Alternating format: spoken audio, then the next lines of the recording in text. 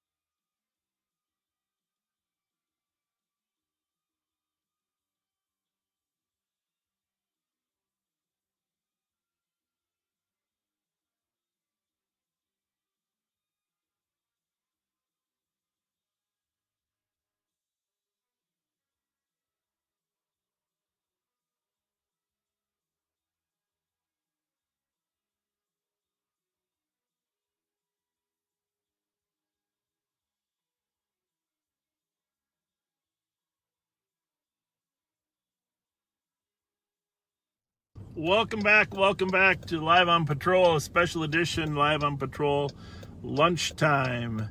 And for those of you that thought you were going to watch Pat and I eat lunch, not actually the case. We thought maybe there are some viewers that don't like to stay up late at night and might want to tune in on their lunch break at work or at home. So, thank you so much for joining us. If you're a first-time viewer, please let us know where you're from. We're always interested to see where people are listening from.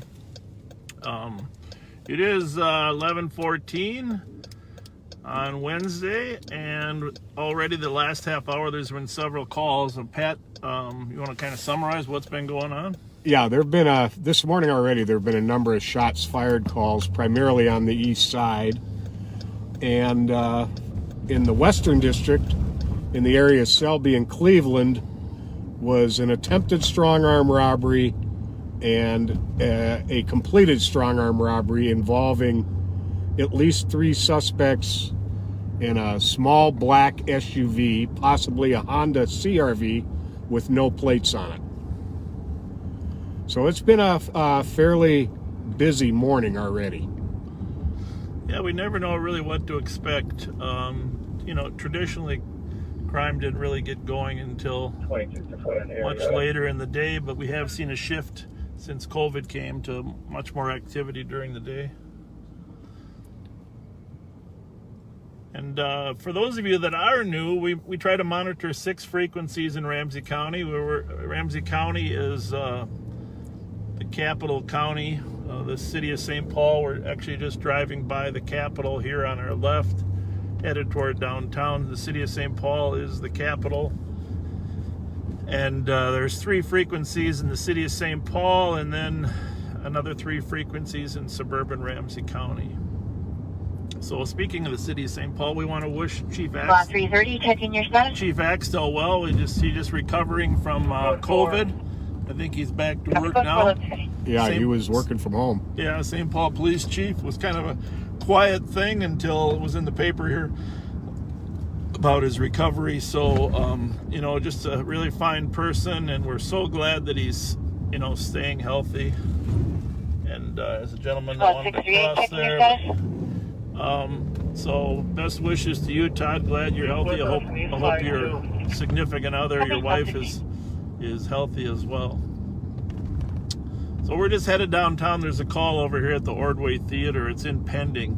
Remember, a lot of the calls get dispatched, and we certainly run in, but because of the volume of calls, some calls get dispatched, don't get dispatched right away, and they're in the pending queue, which there are several in the pending queue.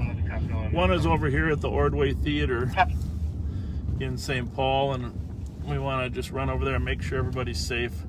There's a lot of yelling and screaming going on, and some people are calling.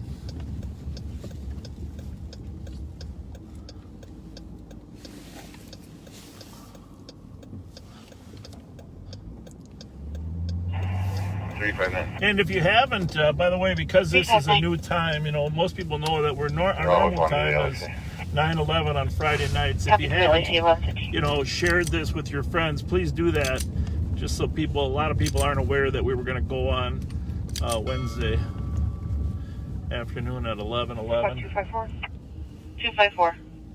The problem here is reportedly a 6-foot-tall black male wearing a black hoodie, yelling at others and students in the neighborhood, or in the area. A lot of our problems downtown are stemming from a failed homeless and unsheltered strategy. And I was working the other night. Actually, I was just working downtown, and we do want to talk about that a little bit today too, because we'll run in on calls as things evolve. But while I was out of town and during our break there, they did move 50 tents from Kellogg and 35E to other locations, and I just want to talk about the strategy. Yeah, Reginald, this is Pat Scott. I'm with the Sheriff's Department, and we're in the area. Good. Did the gentleman leave the area?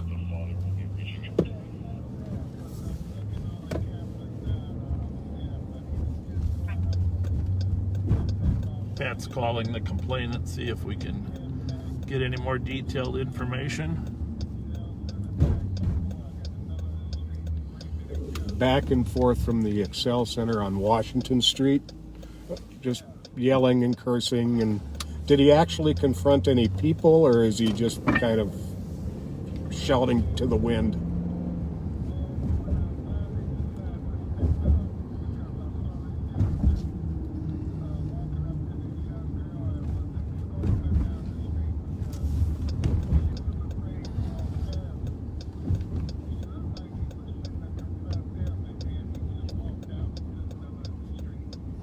Okay.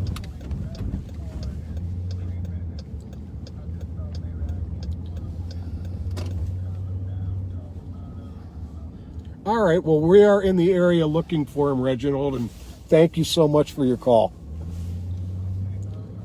Take care.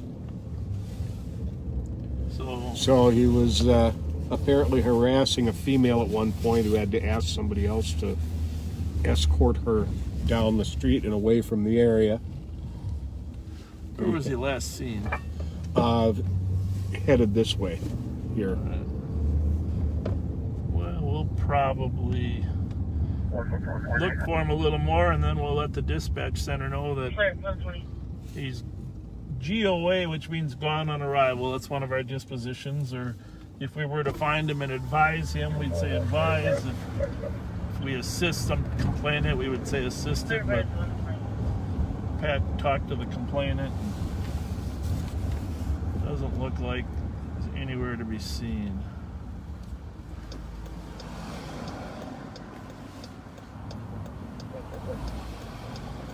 Terrible thing that happened in Los Angeles with those 2 deputies being shot at and nearly assassinated.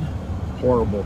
I mean, the female officer there was just performed in such a heroic way. If you ever get a chance to look a little more at that incident, she literally saved her partner. Match the description or not? For disorderly, unknown address. No, does not. For yelling heard outside, the fight is about to break out. About 2 to 3 houses southwest of our caller's address, which is 3020 on the highway gate. a Mounds View call. You know, in general, there's a lot of little anger and people not being so happy lately. Is that a fair statement, do you think? I think that would sum up a lot of circumstances right now. For disorderly at the Hog's Breath, 2504, Rice Street, Birmingham, refusing to leave. He's been in the last room. I'm going to clear this call, Pat, if you want to make sure your good. volume's down there. It is off. It is off. 722.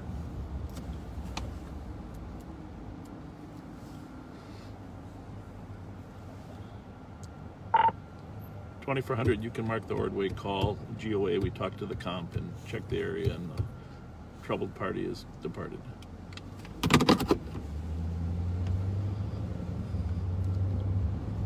Everything you GOA is 1122.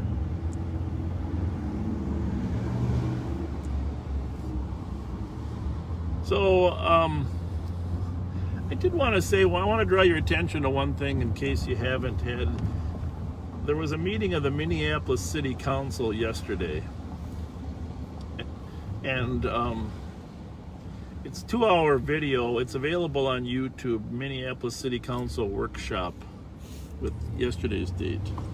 Park Security 570. If you find yourself having available time, you have to watch that meeting. You know, I have been at this for a while, 43 years. I have to say that was the strangest meeting I've ever watched. Have you seen any of it? I've seen bits and pieces of it. There were stories in both newspapers and online and about the meeting. And I'm going to cut some clips out from some of the comments there and post them tomorrow before we go on live Friday. Because this is an important discussion. The reason it was strange, and you read in the NPR story, the question, the city council members, the same city council members that wanted to disband the police, are now getting calls from their citizenry, their constituents, and they're demanding the chief to tell them, where are the police? So you can imagine how, what a strange conversation that was to have the advocates for dismantling the police and defunding the police now demanding that they get more police service. It's somewhat ironic. Well, it's more than ironic. I mean, yes, it's ironic, but I just think it's, you know, what's happened, and you're going to see if you watch those videos. The council members do an awesome job of articulating their crime problem. They sure do. And one of them, the vice president, talks about an exclusionary zone in South Minneapolis where the police are not allowed in, and states that organized crime is starting to extort money from people in order to get out of their alleys. Isn't that something? So if we end up turning over parts of Minneapolis to organized crime, and in most cases that's really the code word for what really is going on is gangs. If we end up turning over parts of the city to organized crime and the cops aren't in there, in fact, they're barricading some of the streets with cars so the police can't get in, and even the medics in some cases. And so you have to watch, if you get a chance, watch that video, or at least the clips that we'll post here. But this is an important public policy discussion, because on our side of the river in Ramsey County, we're not going to allow that to deteriorate to that point. No way. And, you know, this crime has increased here as well, but there's a difference between increasing crime and an inability to police altogether. So, absolutely. I think it'll be the most interesting 2 hours of video if you get a chance to watch it. But if you don't, like I said, we'll post some 2 to 3 minute clips of some of the conversation that'll lay out. So today's going to be city government day. You know, I'd like to mention a couple other things you should look up, you know, on Facebook, in the news. An amazing woman, in my opinion, who's a former Minneapolis police officer who lives in Minneapolis and does some amazing things for the community is Lisa Clemens. Oh yeah. And Mother's Love, right? Mother's Love? Yes. Yep. I would urge looking up some of her Facebook page and looking up what's some of what she has to say. And there's also a video yesterday that the principal of North High School put out. Amen. You And, gotta watch that.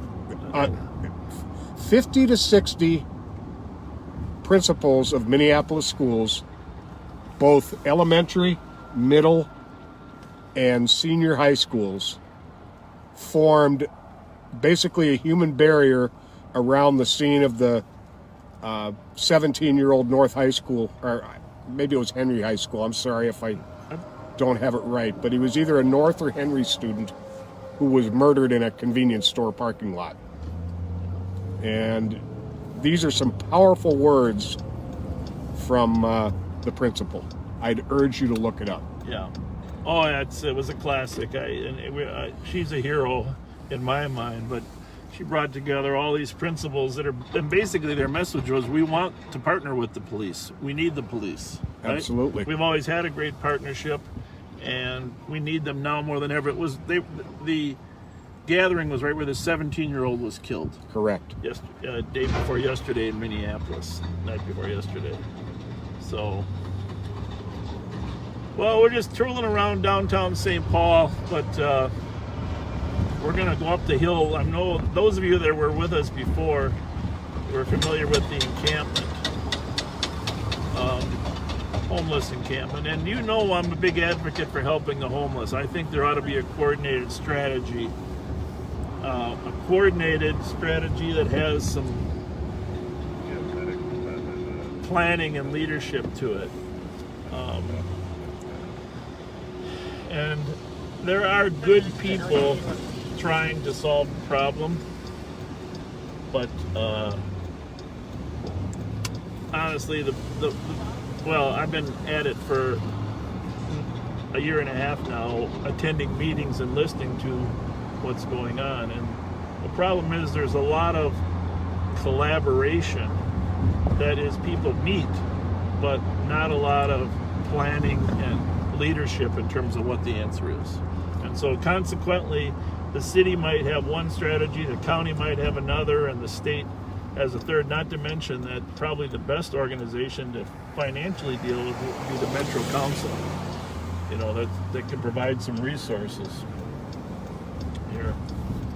But I have learned a little bit more about how things happen here. Those of you that have watched us before know that there were 50 tents in this remote area here off of Old Kellogg, down from the cathedral. Eastbound 694 west of 35W for a man down State Patrols en route. So you can see ahead of us that the area that we used to visit that was relatively stable and secluded has now been moved or relocated. And if you go back and look at our earlier videos, you'll see that this whole area right along 35E is vacant now. And interestingly, what happened here was the city posted and gave everyone here 2 weeks notice to move. Now, of course, the city estimates there's 360 people that are unsheltered, homeless, and need a bed, but they don't have enough beds. So the county is working feverishly to find some more additional beds, but they've only been able to identify possibly another 100. You see St. Paul is checking this to make sure that people leave.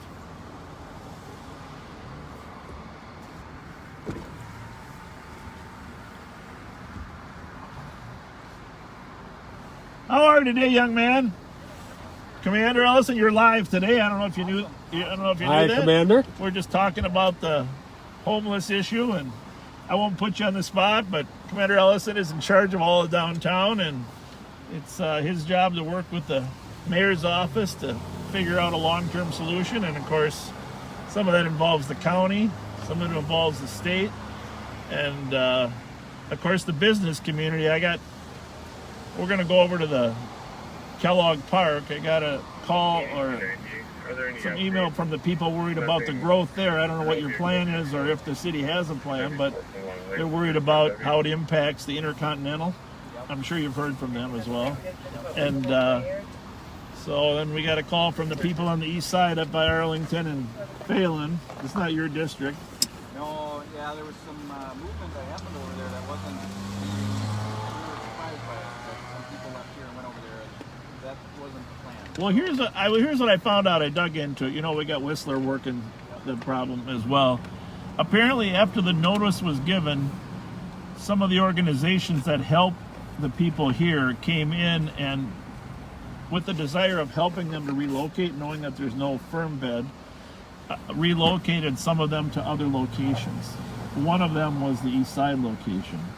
And I mean, it was really news to me that they were assisting to relocate before the city relocated. So by the time you got here, some of them were already relocated. So, I mean, the long-term answer, Jeremy, is to really get some significant, stable indoor housing. And I don't know. I mean, I think the argument is who pays for that, right? I mean, city, county, state. And I think if we can, I don't know what we bought the building for the morgue. Well, the state bought a huge building for the morgue up at Kmart, right? Well, we ought to be able to find a structure of some sort for homelessness. So that's. But you got anything you want to add, or it's? No, good to see you out here. Yeah. I think, like it's been a huge success with getting several people into some shelter spaces. Yeah. And You just need more. right. Everybody who was willing to do that in, so that was good. What's the plan on Kellogg? I know the desired place is Lower Landing, where they have some facilities, right? Yeah. Yeah, there has been some discussions about Kellogg a little bit. I'm not sure what the Yeah. plan is yet. Ultimately, it's up to the mayor's office. Is that? Yep, Deputy Mayor's going to lead in charge of that stuff. And she's done a really good job of educating herself. I give her credit. But the business community down here is ready for some improvement, right? And obviously, my concern, like it was last winter, we don't want people to die in the winter. We only had 20 tents last year at wintertime, and now we got 350 plus. Yeah, I know it's gone down. Ricardo was mentioning today that the number has started to go down. Oh, good. Which is great. But we got a lot of work to do. And the fire station, you're hopefully going to open that up in November? I'm not sure what the timeline is, but I know that's something that's considering as well. Well, say goodbye to Icon Pat Scott before we go. See you, Commander. Good to see you. All right, Jeremy. Thank you. Bye.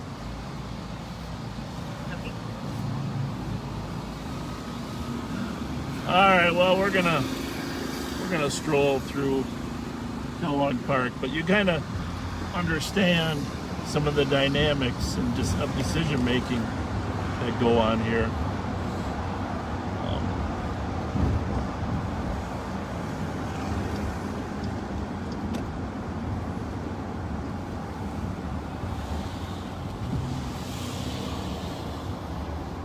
Wintertime sometimes has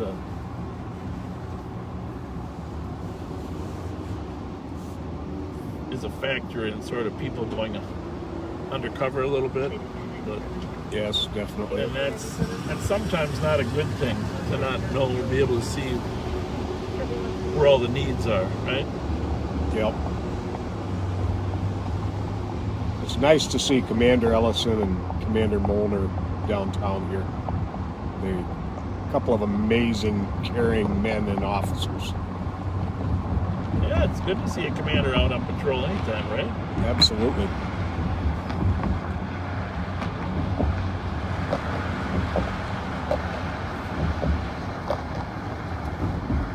So we're on Kellogg Boulevard, sort of eastbound. As soon as we do a sweep through here, we're going to head over to the east side. I see a lot of comments from other parts of the country about our accents. Let it be crystal clear to everyone Yeah. that Fargo is not in Minnesota. You betcha. Hey, but one thing, I just want to say that it's pop, not soda. I spent a little bit of time in Texas, and I started calling it soda after a while. Yeah, pop, not soda. Or Coke. Down there, every soda pop, every pop is Coke. By the way, if you see some of these Snoopies, these peanut characters, Charles Schultz grew up here in Highland Park. Yes, The he did. originator of the Peanuts line, and Charlie Brown. And actually, we have one of our ice arenas is named after him in Highland Park. My grandmother, Marion Skoglund, was a friend of his. Oh, I didn't know that. Yeah, and so it was when he first started, that was a pretty amazing thing. But we all watched Charlie Brown Christmas, I think, every year. Every year. So another, and so the city years ago, the city made all these statues that businesses purchased, and they are all over town. And interesting. And actually, every city has a niche. When I traveled out west, we stopped in Rapid City. Rapid City had bronze statues of all the presidents. Oh, really? Pretty cool. Yeah, on different corners, every president with a unique characteristic of their time, and some expensive bronze statues.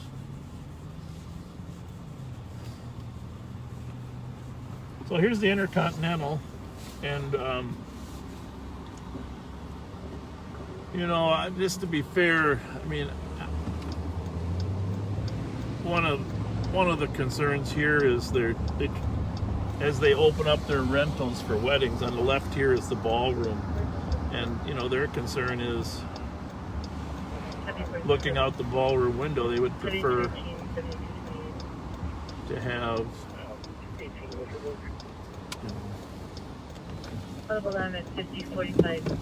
so you can see some of the tents that are immediately across the street here. How's it going? How are you? Good day. Nice weather today, huh? Can't beat it. What do you guys need? Anything? I got an extra box of Twinkies. Anybody want them? 2267. Where's my Twinkies? Somebody gave us a box of Twinkies. It's fresh. Yeah, come on over and get it. You can have it. Steaks? Well, steaks tomorrow. Get the barbecue out here, though, okay? Medium rare, sir. Yeah. We'll bring the meat. Is there a place to cook out here or not? No, they got a grill right now. Do they? They got a grill right there. Oh, they're going right now. I'll tell you what, Friday we'll come by with some food. Yeah. What do you guys like? Vegas can't be touched.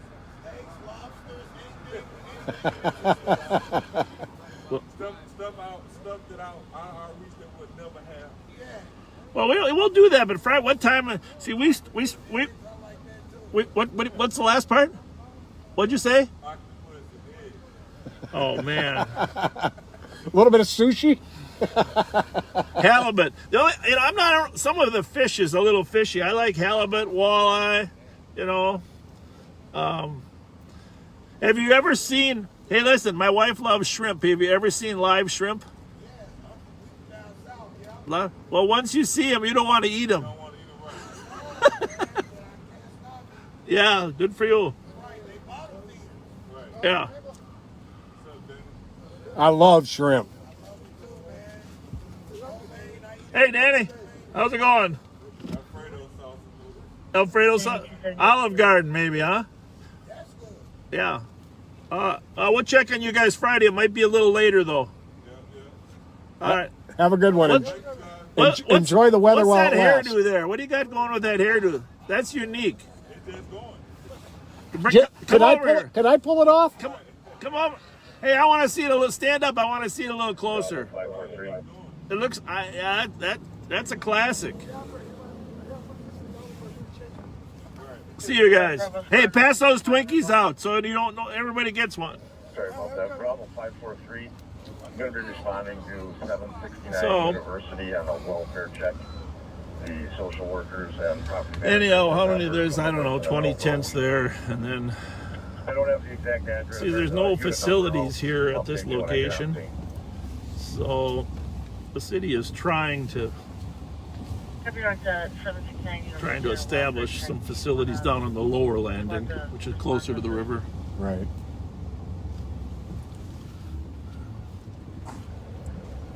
No, that's okay. I should be fine. Just updating it. You think we can get out here without bottoming out? Oh, yeah.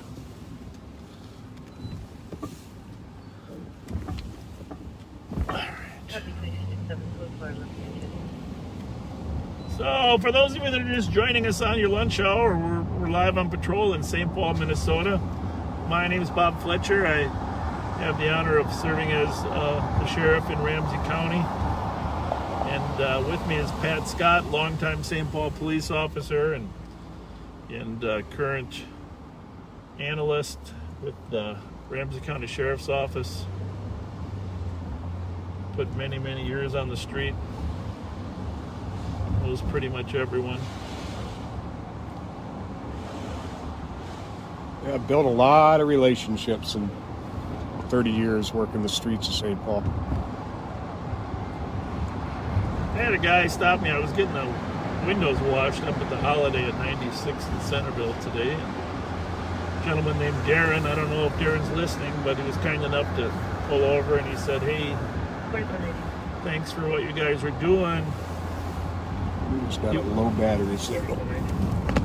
Really? It's plugged in all the way. I don't think that was working too well. Well, Do you have one of these? hang on 1 second. Yes.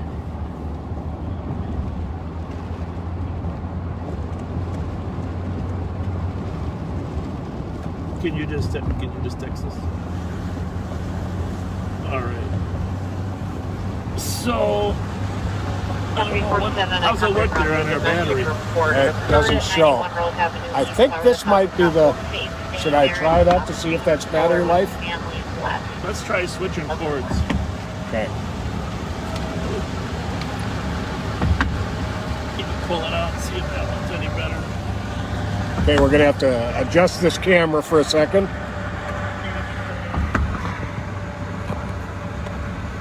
May feel a vibration if it works. You generate a call for motor vehicle theft. Well, if we lose you, we'll figure out the power problem and we'll be back with you. Hopefully that'll settle the problem. I do notice sometimes it low batteries, but it doesn't shut off. Yeah, I've seen that a couple times too. Just- But we did have one night where we ended up losing the entire we do video. have that call in pending. It's just still suspect info. A 2014 white Ford F-150 was parked on a one-way street headed eastbound, was taken after the cop walked into the business. Yeah, we just had an auto theft. Put that in the tell us if the desk officer said he had taken my phone. Thank you. We're going to get the information. A car was just stolen downtown where we were Copy, 145. on Cedar. Most cars that are stolen downtown either head out west or head out east, and a majority of them out east. So, They're eastbound that can break. Medics at 893 Westminster Street for an out-of-control female spreading Narcan kits in the yard.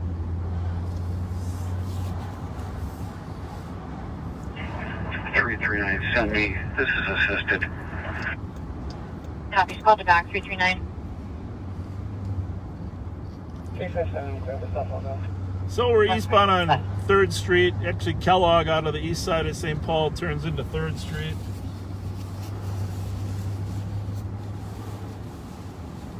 Thankfully, relatively quiet since we started at 11:11.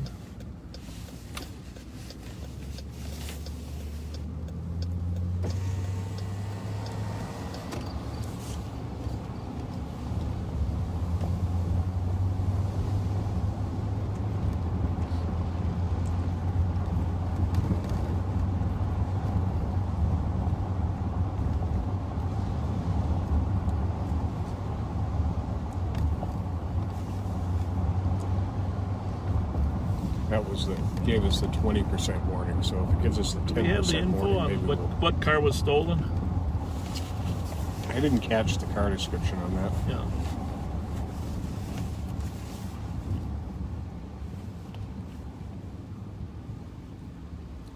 We're northbound on Forest on the east side.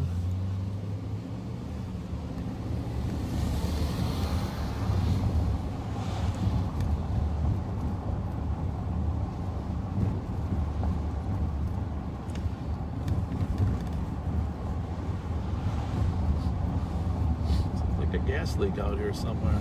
Yeah, it sure does. Wonder there's some construction up ahead here.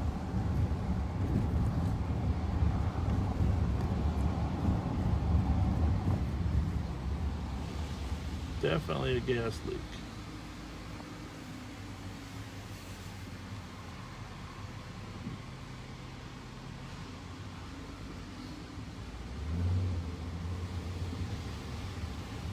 I'm really amazed that car chose to drive through there in this. So Looks like he's one of the construction guys. white Ford F-150 2014, no plate.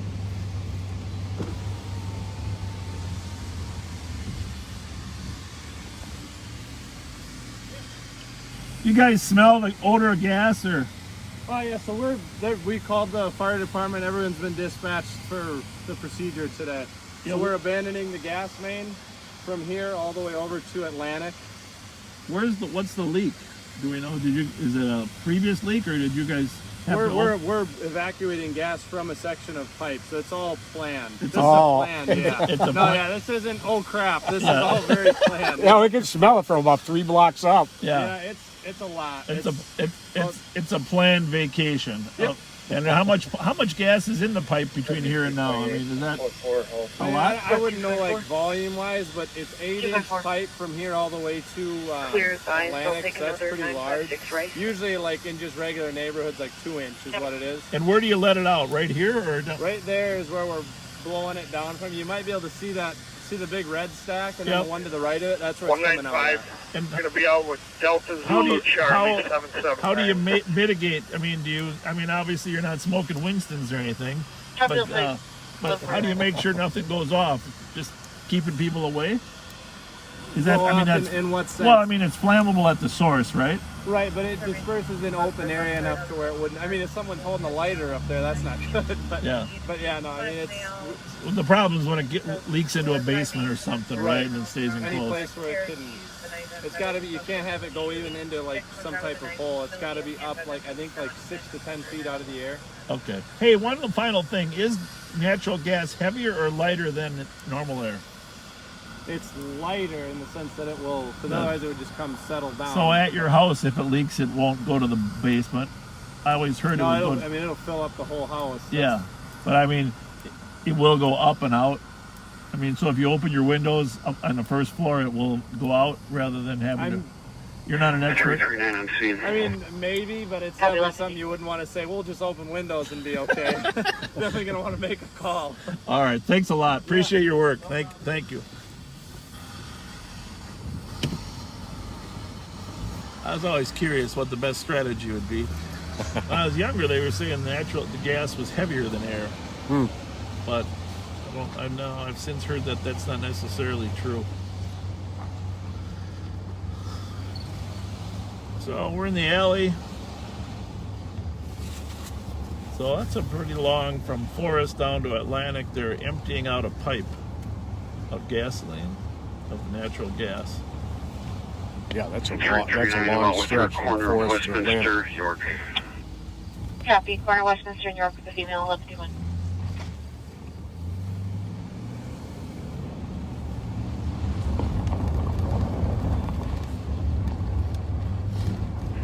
Siri 39, code 4 for medics. Copy. Code 4 for medics 1121.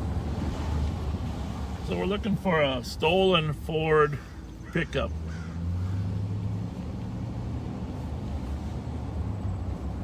F-150, 2014. Left eastbound from downtown. Oh, by the way, that wild chicken and fish we were talking about a couple weeks ago, You go there? I went and got some chicken wings from there the other day. They were outstanding. Awesome.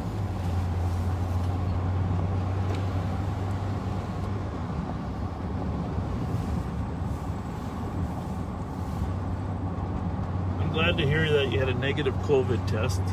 Yeah, me Unless too. you've been told something I'm not aware of, you can cancel medics. I didn't have any symptoms or anything, but I did know Copy. Canceling a medics. few people that Disregard I had some limited contact with who did come down with COVID. I spend more time with you probably than anybody but my wife, you know. So if I'm going to get it, it's going to come I guess we'll have to through you. quarantine together. I've got a spare room in the house. There you go. I think I'd rather have it.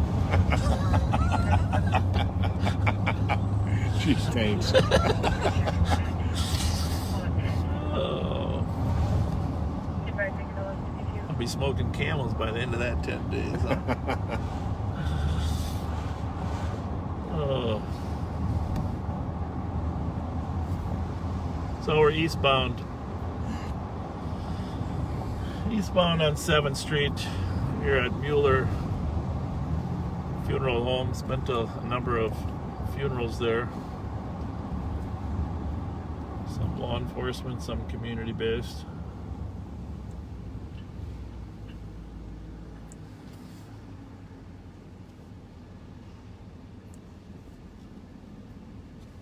Well, we got the suburban channels on as well, just so you know, so it's relatively quiet, beautiful day, nice weather like this, cool.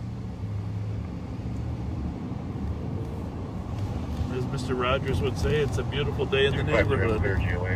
It sure is. I know you like it warmer. This is my kind of weather. By the way, we were thinking about this, because let's face it, there are many, many more I took your good 911. people, kind That people phone number show the landline? than what you see Affirmative. in the news.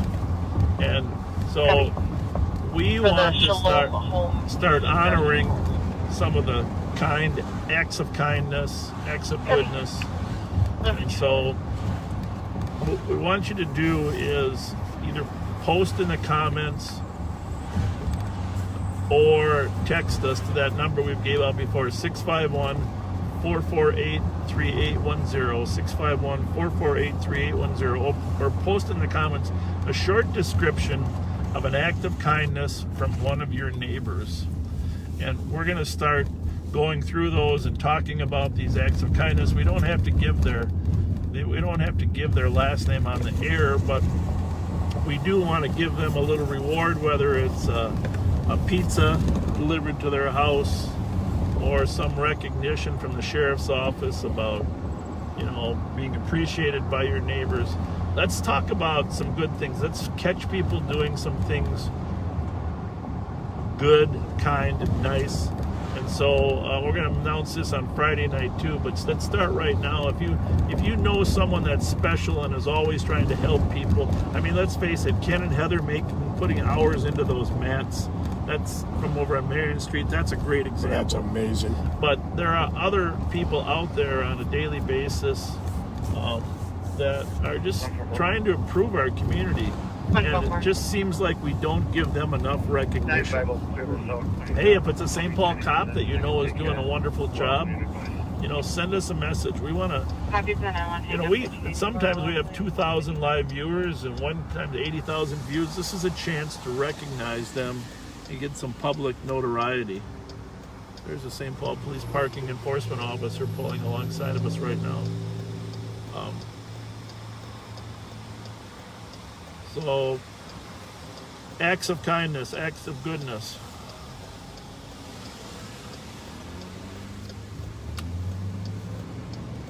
A lot of pending calls, some of them so old that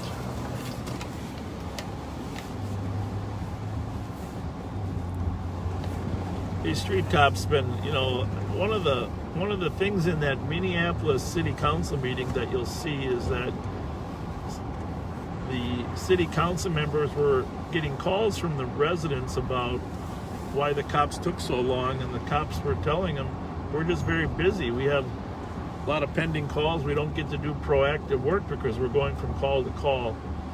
And some of the city council members were suggesting that they didn't believe that. And I just want you to know that I'm on the CAD, the computer-aided dispatch, every day, and it's true. There's just calls stacked up because there aren't enough officers to handle the calls. and they do the best job they can going from call to call. But the proactive work that you see, or you want to see, in terms of people stopping and talking and building relationships, there's not time to do that. That's happening with the suburban agencies too. Yeah. And with the deputies controlling the unincorporated towns. It's Bravo 543. it's getting busier. The unit number is And it's hard to keep up. And we've got some Copy. amazing deputies, amazing suburban officers, amazing St. Paul officers. And really, my hat is off to them all. We were just northbound on White Bear, and we're turning westbound on Maryland. 698. You know, I mentioned before, at some point we're going to start They show me out at 11:51. throwing the camera on when other times when there is a chase or something. We had a chase day before yesterday out to Anoka of a stolen car with a man that was believed to have a gun. And several agencies participated, and the car was actually, and the driver fled in Anoka, right by the river actually. He started in Forest and Rose in St. Paul. Several agencies were part of it and then dropped out. But turned out the woman in the car that was arrested, she had 2 charges for aggravated robbery with a gun. I spoke to her. I was there in Anoka when they caught him. She had 2 charges for aggravated robbery and a gun up in the Columbia Heights, Fridley area. She was a heroin addict. And, you know, I talked to her because, of course, my son had that addiction. And tried to, you know, relate to her. But she was robbing people at gunpoint in order to support her heroin addiction. And, I mean, you don't run into a woman that's robbing places with a gun very often, right? No, but definitely seeing more of it. Yeah. You know. Desperation. So, and the guy had the lengthy history as well. He had stolen the, I guess they call them dualies. It was a truck with dual wheels or something. Oh, okay, yeah. Dualies. I forgot. I didn't really know that term myself, but so that was quite the chase, but it ended successfully, and there was a witness there that identified the driver. You know, we always need witnesses to identify who's driving and who's not in those situations. So parties are charged with auto theft and fleeing police in a motor vehicle. Bravo 543. But the reason they were in St. Paul, they really weren't from St. Paul. The reason they were in St. Paul because they come into the city to purchase their drugs. Ah, okay. So, and that's true, more true even in Minneapolis. A lot of the heroin sales take place in downtown Minneapolis. We're westbound on Maryland again here, coming up on Roosevelt Homes.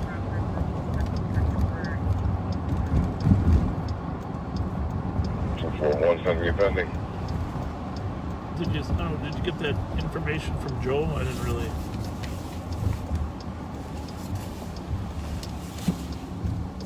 See something? Just BMW, no plates, silver. Yeah, there was a big. Trooper wanted a downtown squad to assist. 51 West 7th Street, Assumption Church. Staff reporting a female outside screaming about the Antichrist, refusing to leave. Light-skinned black female, 28 years old, 5'7", heavy build, wearing a purple sweater and black pants. 680. 521, we'll grab that. 680. A lot of mental health issues there. I'm not saying the Antichrist couldn't be around, but I'm just saying that there's a lot of mental health issues. You heard the woman at Assumption Church screaming about the Antichrist. Yeah. So it's just so much of our work now is mental health related. Usually mental health / self-medicated through some form of addiction. Great, guys. You can go ahead and clear. And there was just a hit-and-run accident at Rice and Arlington. Suspect vehicle last seen eastbound Arlington. A white vehicle with the plate of 264 866, copy. Lima X-Ray Yankee. I wonder if it could have been a white pickup. I wonder. 264 Lima X-ray Yankee. Well, we should head down to where Arlington comes in there 3938. by Edgerton, huh? See if it comes to the east side. Sure. Could you put us off the Yakima Mall, 1595 Highway 36 West? If it until left, 1800. if it left eastbound, odds are it's going to cross the freeway, right? You'd think so. Just had another hit and run at 7th and Kitson, a gray Chevy Lumina. Post number is 2515. 698. So I don't, it's one of the things that was talked about on the city council meeting yesterday, the amount of lawlessness when it comes to traffic. I mean, speeding, H&R, it's just people blowing red lights. Copy. Confirming your code 4. It's all related. Go for it. Told you. That was a Chevy pickup. Davis, Minnesota. I'm getting good at knowing Chevys from Fords. I'm proud of you.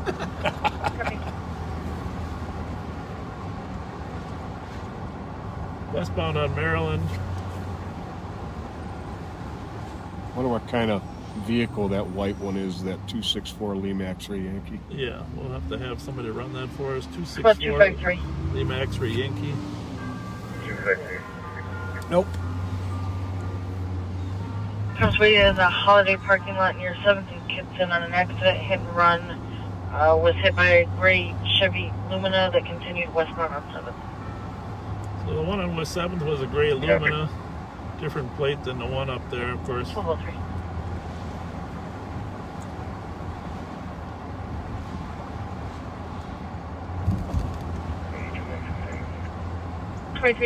King Terrace Northwest for vicious parking complaint for a vehicle that's not known to the neighborhood that's been parked there all day. Delta Zulu Echo 425, it's a white Buick. Volkswagen with no plates. 1204. We're quiet, it's because we're scanning the plates coming our way. It's one of the reasons that we appreciate Minnesota law requiring a front plate. There are a lot of states that don't require a front plate. That's really a detriment to law enforcement because Phone call and harassment. after a couple of years, you get pretty good at reading the front plate when they're going by, even sometimes at 50, 60 miles an hour. And a lot of stolen's been discovered by just driving down the street. Some squads do have license plate readers or LPRs. We don't, but someday, maybe if they get a small enough visual reader, we should get one, Pat. You know? Yeah, that'd be nice. We are looking for a white Pontiac Grand Am. A 2005 white Pontiac Grand Am. That was involved in the H&R. Correct.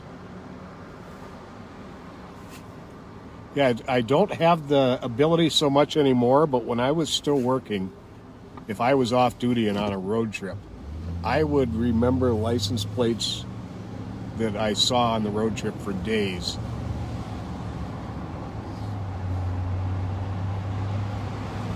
Yeah, it's amazing. Well, we used to try to make words out of some of the plates. I wish the letters would be grouped so you could use a word. Right. 818. Can we get a West Squad to assist us? We're at 1384 Coach Road. I just need a back seat, please. 150. Copy. Coming up on Payne Avenue here, westbound on 6-3. Maryland. Tell me that's him, please. Copy. What do you think? Hang here, go down Payne or what? Yeah, I think so. Trying to tell There's been enough time this past She to wants to be move it, but she won't let me tell her past as here well. by now. We will be later than work. There's call back and break and starts as 151 Hancock Street for 698. 303 and 304. Well, we're southbound on Payne from Maryland.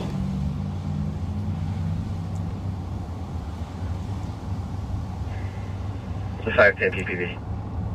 510. Ford and Sibley code 4.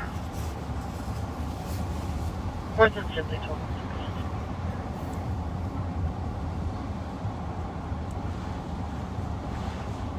Pending, thank you. 1206.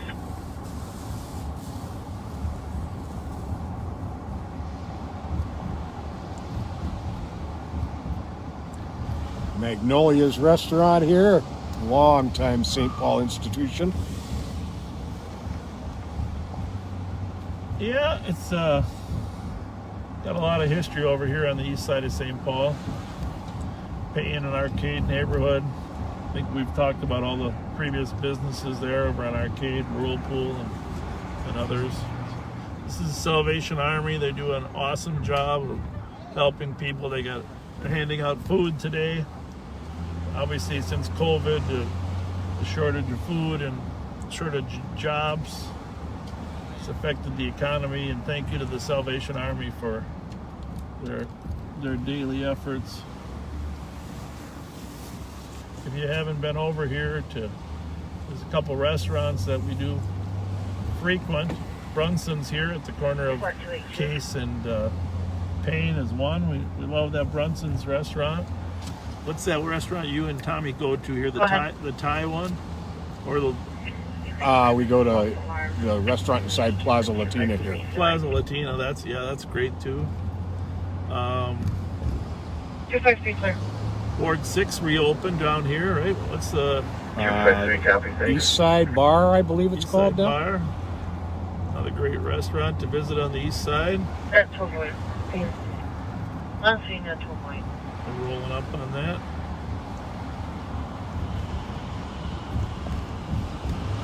It's the East Side Bar, ESB, right here at 858 North Payne. Reopened as well. I'm going to slide one block over to Edgerton.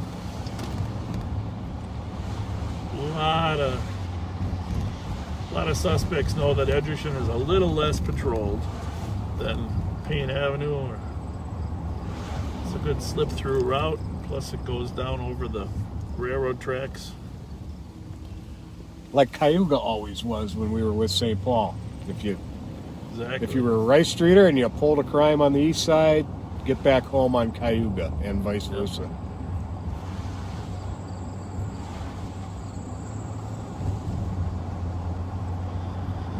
Yeah, I mean, we're careful not to repeat ourselves too many times. But, 521. you know, how many different activities we've seen. You know, please 81 in Central with a lockout. feel free to watch some of the previous live shows just to get caught up on the Wilder Playground here at Case and Edgerton. Channel And 2 and he's covered the lockout tool that can assist. a lot of history here. All right, 622 Beaumont. The male is standing, stalking comp. Oh, somebody doesn't like the fact that Checking channel 2 and squad have a car lockout tool. paused. Sorry about that. Our apologies. We'll go down to Beaumont, huh? Yeah. You want to read that call for us? Yep. 521 negative. It's in pending. There's a pending call over here.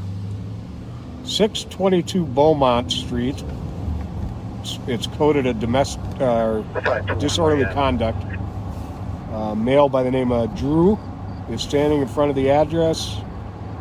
Reportedly is stalking the complainant, and he may have a Washington County warrant for assault. That's Drew Bauer, B-A-U-E-R. B as in boy, A-U-E-R, Joe or Chloe. Is there a call on Coach Road? Negative, I'm sorry. 818 is out there requesting a backseat. 521 Bravo 446. Can you put me on that call too, please?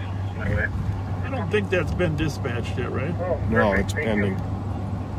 144, you can cancel 58. 158, you're clear. So it's not too far from us. We're going to run down there. Kind of borders the Sweet Hollow, and for those of you that are familiar with Sweet Hollow, you know the history of an immigrant community that Polish, Swede, Germans that moved to St. Paul and lived down by the creek in small shanties until they could get jobs and get a little finances underneath them and then move up Squad 254. in the world. 195, we're clear.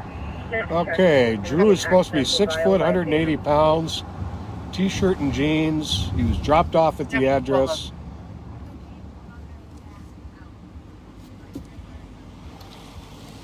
I believe he's there to visit a female who is living on the complainant's couch. Yeah, here's the problem. We don't really know if the female is in favor or not in favor. Let me just see where we're going here. Of us arresting him. So that's the problem. We gotta be careful in terms of See what kind of warrant this is. we always like to get a little bit of more information before we assume anything.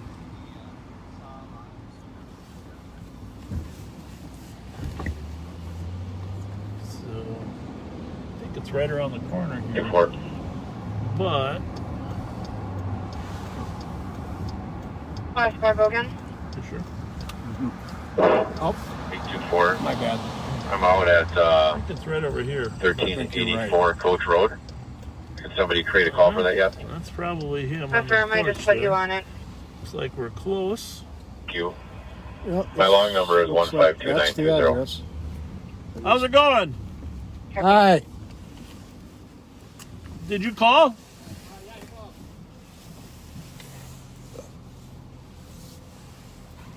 Is he here now? I just chased him off down that way. This is the paperwork for what he did to her. Sheriff, how you doing? Good, how are you? What's All your right. name? Mike Grealish. Mike. Oh, yeah. How are you? All right. Nice Okay, to this see is you. actually Drey, D-R-E-Y, Robert Bauer. Take a picture of He's that. 31 years old. He's a lot younger than me, but I chased him off. And how are you related to the victim here? Or? She's left over from a guy that used to live here. I let her keep some stuff here. There's a picture of him. Oh, you're the landlord? Oh, Yeah. you gotta let me take a picture of that. I'm in the area of that recovered property. 7750 Auto Avenue. But she was talking about getting an order of protection, but I think she calls him all the time even still. But That's what we were. there's a warrant out for her too. You think you're pretty sure there's a warrant for him? Drey? I'm not sure, but I didn't. Drey, D-R-E-Y, Robert Bauer. All right. I just retired from Pepsi, so. Oh, okay. And I got people upstairs too that haven't paid rent in 6 months, and you can't kick them out. There's Jamie. Hey, Jamie. What's Jamie's last name? Fernholes. So- She's got one too. What does she want us to do? You know? Well, I don't know if she wants to do anything, but I chased him away. If he's doing this stuff, he texts me. You see all the texts. He's constantly texting me and asking me where she is and what. I know. I Okay. don't. We're gonna go fine. look for him. We got the picture now. Thank you. What color t-shirt is it? I'm not sure. And Okay. but the St. Paul squad is probably going to show up here too, Okay. because we're roaming around handling the pending calls. Your call hasn't actually been dispatched yet. We just saw it in the pending queue. So you still living over here on the east side, or? This is my house right here. Oh, it is. Yep. I've been here 20 years. Well, I was born at Metro State University. Yeah. So Good to see you. when I was Who born, are the other Graylishes that I grew up with over there in Maplewood? Some yeah, there's a Jim Grealish. Yep. This Yep. is my brother. Is he? How old is He he? just retired from Northwest Airlines. He's 60. Yeah. I'm 62. Yeah. Yeah. Well, we will go look for that guy first, so we're not wasting any time. Good. All right. Thanks a lot. Thank you. Looks like he has a felony warrant. All right. Hey, when the St. Paul car comes by, tell him we think he has a felony warrant. route to LEC 1. So I shoot him off. He's a white male. What's he wearing? We're not sure. No, just white t-shirt. I mean, a t-shirt. He doesn't know what color, and jeans. 6 foot, 180, I believe it said. I guess they're in the parking lot in the Subaru. I don't know where he'd go if he didn't have a place to go. Right? Right.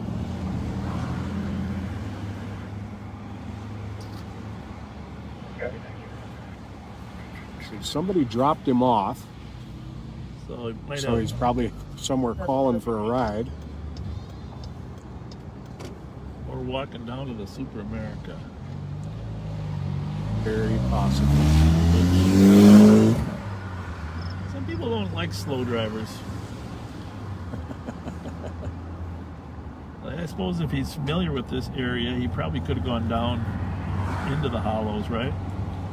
Yeah. That's probably what I would do if I wanted to avoid police contact. But let's just drive down, Payne down to Kitson, and then we'll drive back up. If he's just walking speedily, he might be down here. And we'll drive back up and see if check some of the other spots.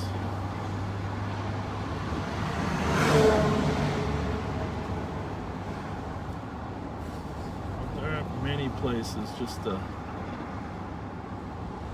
hang out, right? Yep. 683.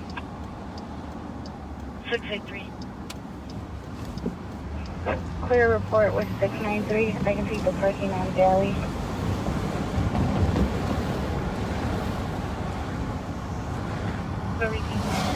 So we're looking for you got a good picture, so you'll spot them. You think? I think so. Just make a quick swing through here. Probably be tough. It's hard to tell how long he's been gone, but probably be tough to get here this fast, huh? If he hasn't been gone that long. We're at the Holiday on 7th and Kitson. There's one picture of him. Okay. And then You want to run in and make a quick sweep through there just to say we Sure. checked it? Here's an extra mask for you. I got one of it. Okay. 693. I've got my county mask. Okay, very good. 693. Then we'll pop out. We'll pop up. Can you show me a 299 MN for an abandoned vehicle forward? We'll go into Sweet Hollow then, real quick. Check them out there. So we're just going to check at the Holiday here. I don't think he'll be returning to that address, but we can best resolve the problem by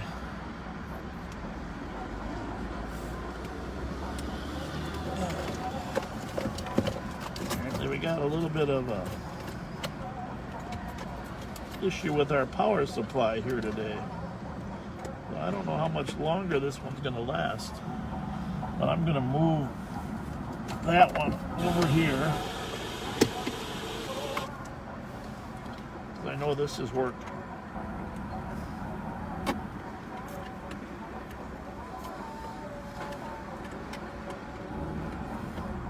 Squad 254.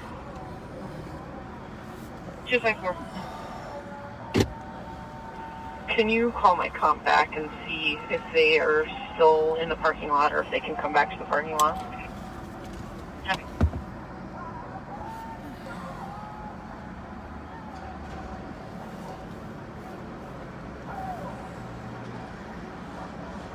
Well, I hope the length of time that he's been in there doesn't mean that he's found them. He could be getting a cheese dog.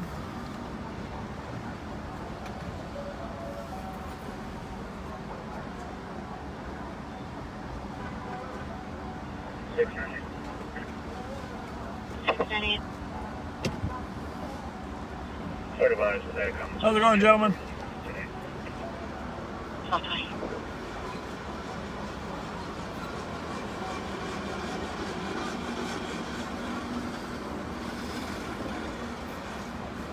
Maybe nervous you were in there so long. 333. I would have had to make a. I moved this power cord over here. Squad to back, disorderly conduct, 622 Beaumont Street, the lower unit. There's a male outside stalking the comp.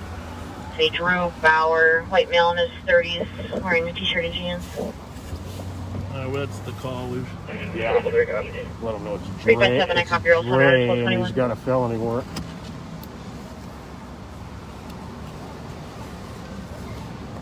You should go ahead and do it. You get on there. They love your voice. And just tell him he's departed. 2400. 2400. Hang on a second. I might have been on the wrong channel. 2400, I think I was on the wrong channel. That Beaumont call, that party's first name is actually Dre. D as in dog, R-E-Y. and he has a felony warrant out of Washington County. And we stopped by there. He's GOA at this time. Westbound. And he was last seen westbound from the address. The caller would still like to see a squad. 2400, I copy. The suspect is the first name of Dre. Does have a felony out of Washco, but is GOA. I'll have my squad still speak with the comp. 1222. Perfect. So now we're entering Sweet Hollow. If I was him and I needed to avoid detection, get off the street, 35764. we'd go back into Sweet Hollow. 357. My venture to say most of you have never been down here. I don't.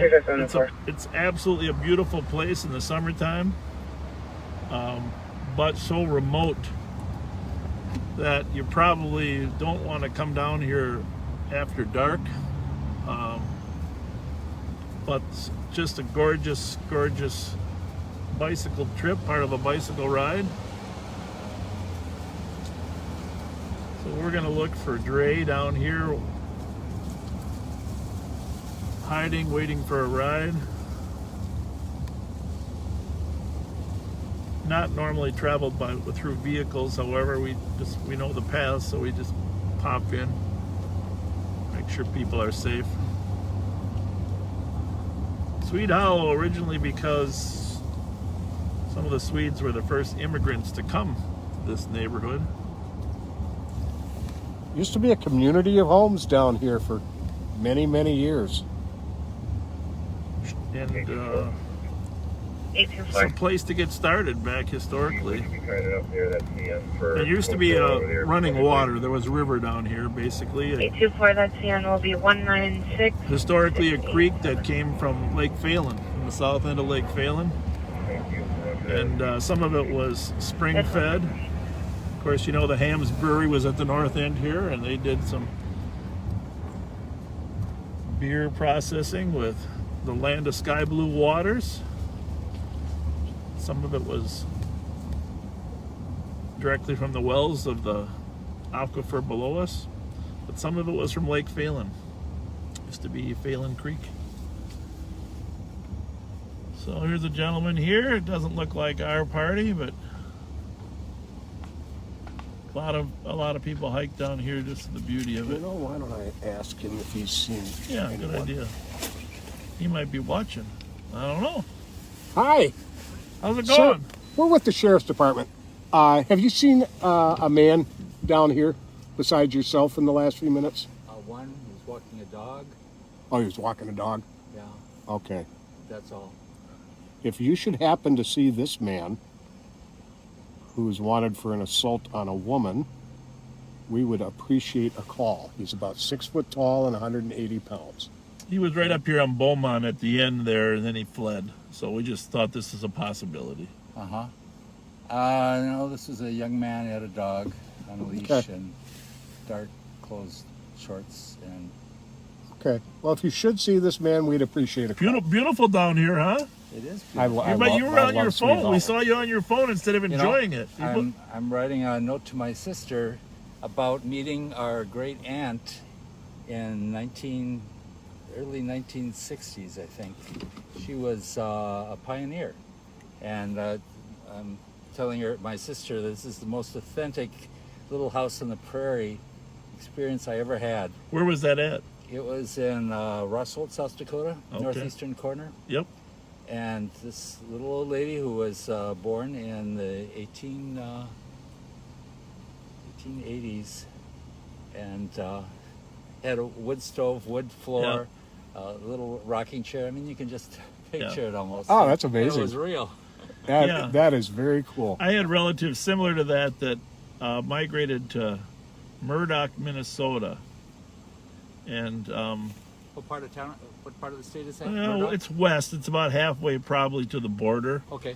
You know, and they used to come and visit, but I did go there and see the burial grounds where they were buried in the churches, and just a fascinating history like you, people that came in the late 1800s and established farms and tried to make a living in small houses. And then I went to the library there and did some research on the family trees, because they got all that stuff in those little libraries of who was where, and you know, pretty interesting. You know, you don't think about your history till you're a little older. Where did they immigrate from?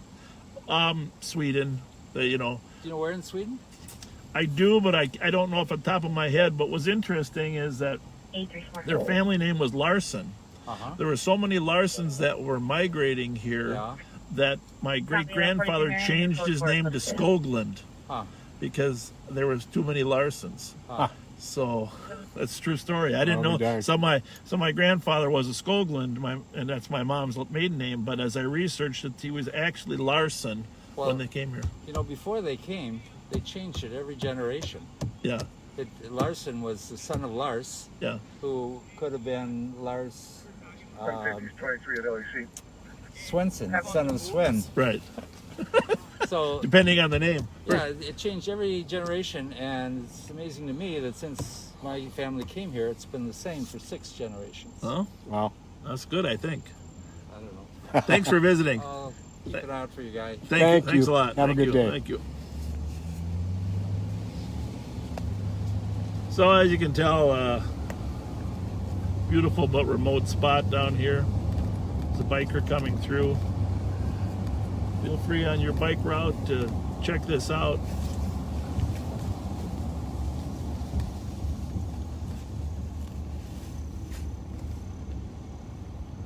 I usually try to get out that way through that tunnel. Yeah. I don't know if it's a good idea. We'll see. In the wintertime it gets a little tough. We get stuck in a tunnel, but the tunnel comes right out by Beaumont, where the gentleman was. There's another path that goes down the other side of the creek here as well. And if we get stuck, it'll be good live TV. You see this tunnel right ahead of us. I don't know if we got to pull our mirrors in or not, Pat. Here we go. Send someone with a big shoehorn if we freeze up here. There needs to contact the start for 350 Terranium to sign off on a tow sheet for... Oh, you got this.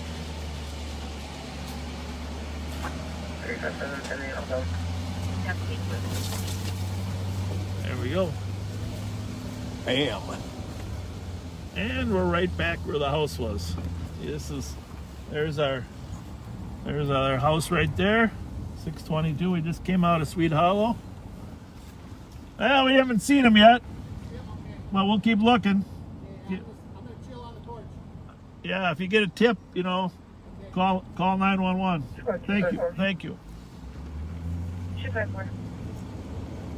Isn't it amazing how that little shortcut there? Yeah, it's pretty cool.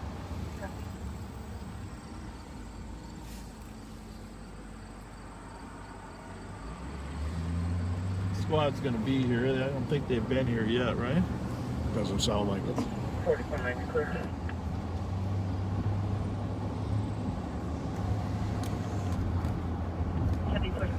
Seen by Yarussos. The cook here is a friend of mine. I'm sure you've come across him a few times, but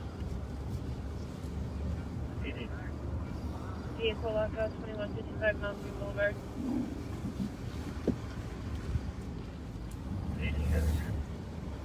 it lives right here in this house behind it. Oh, that's convenient.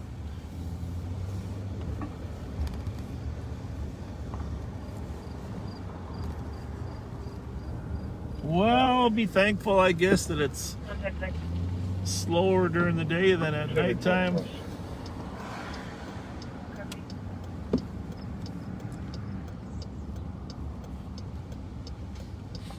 That's why you like to get these calls dispatched. That pending call had been pending for a while. If we would have got a chance to.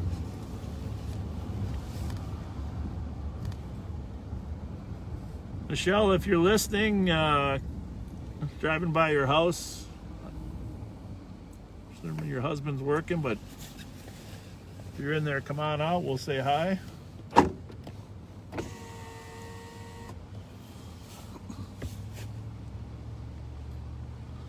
We got a 15-second delay sometimes here, so. Oh, that's right. Maybe 296 on the area.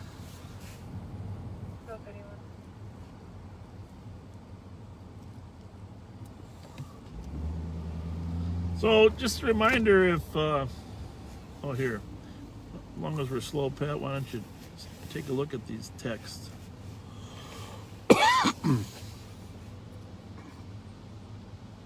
Not too many. Remember, if you want to text us, we don't answer the phone, but if you want to text us 651-448-3810, 651-448-3810. Try to answer your questions.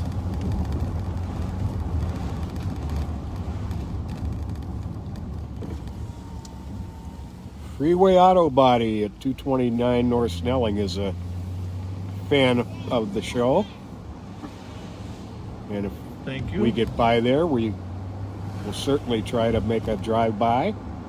What's the address? 229? 229 Right there by 94? North Snelling. Yeah, Brandon Fuhrer is calling from there. Thanks, Brandon. 5286. 5286.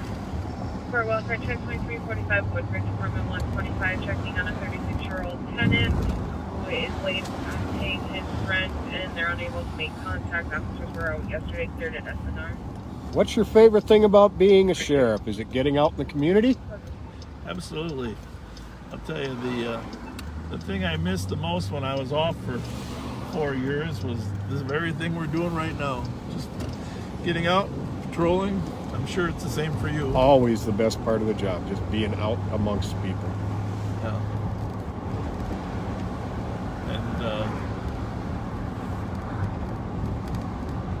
And, I had a lot of great opportunities, investigations. Patrol was always my favorite, but working sex crimes for a couple years, homicide for a shorter period of time, but working sexual assaults, young children being abused. I mean, those were rewarding cases, but some of the toughest times, That would be gut-wrenching work. Probably the most pure enjoyment was commanding the burglary unit and being able to go out and actually do proactive things. Maybe that's our guy there, no? No. Do some proactive police work on career burglars, and take a team of burglary investigators and use informants, search warrants. Your team cleared a lot of burglaries during your time there. Yeah, that was a good time to. If you're proactive on the career burglars, you can solve a lot of crime. And we were able in a 2-year period to drop the burglary rate by 25% in the late 80s, but then we had the resources. Nowadays they're handling so many cases, it's tough to be proactive and go out and develop sources, do search warrants, and there's a limited number of people committing a large amount of crime. Yeah. That's the thing. And if you target the career criminals, and that really was, in fact, that came up in the Minneapolis City Council meeting yesterday too. Yeah, we don't want first-time offenders being prosecuted, but we want the career offenders targeted. And so even the most tolerant and liberal elected officials realize that some people need to be prosecuted. And if we can come to agreement on that, we got to start, right? We sure do.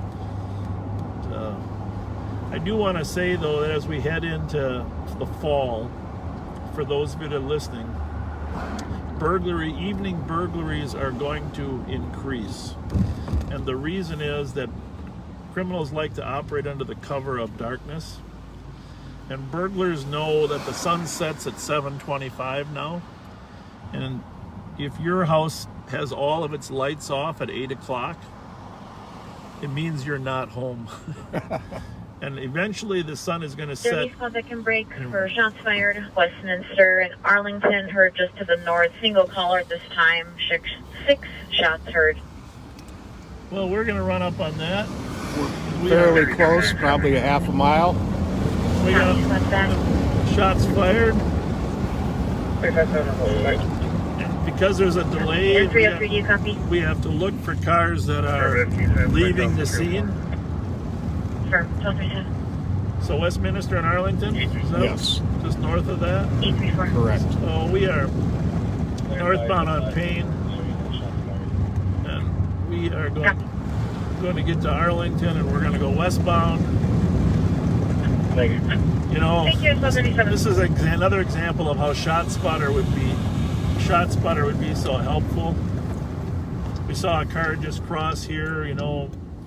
We would have loved to be able to check that car, because that's our instinct tells us the timing could be that they're that far east. But when you're the closest one, you have an obligation to get there in case someone has been shot. So now we're evaluating every car. I mean, there's a party that 353 Victor Delta Lima. There you go. 353 Victor Delta Lima. He looked a little nervous when he was coming by. This guy with the ladder, probably not a prime suspect on his truck.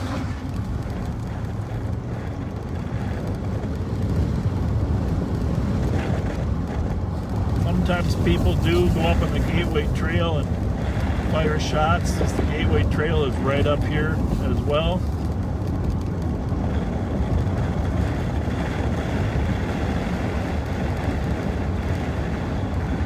There's a squad that's already here.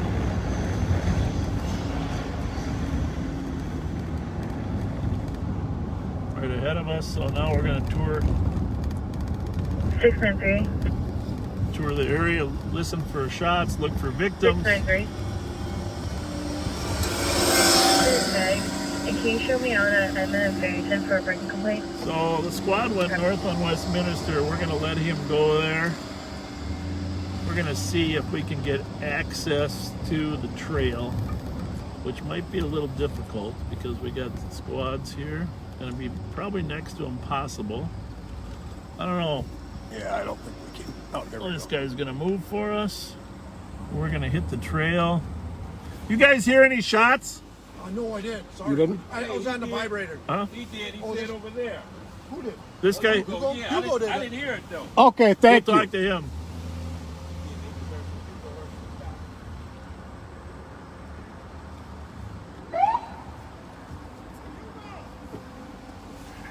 Yeah, 339. 339. Not seeing anything yet. There's What'd you all hear? sorts of construction going Did you hear on some here. shots? Wondering if that might be related. That guy said you heard some shots. Nothing there. seen Over in there? area yet. All right. How long ago? Construction in the area. All right, we'll go check it. Thank you. All right, we're going to drive down the trail just because a lot of these... You okay if we drive down the trail? Is there any spot that can break and start towards an accident with injuries at White Bear in Iowa? I'm going to hit the trail. There's a 6-month-old with those injuries. Yeah, 10 minutes ago, though. All right. Thanks a lot. Hi, Todd. Hey, guys, can we drive? We're going to go up that trail. I don't want to drive on your new asphalt. It's going to be GOA, I guess, and I can start. Copy, squad to back 347. So we are on the state trail. This is going to be GOA. Northbound on the Gateway Trail from And Arlington. 303D, copy this injury for 6-month-old. Affirmative. Go first. 347 to the other squad.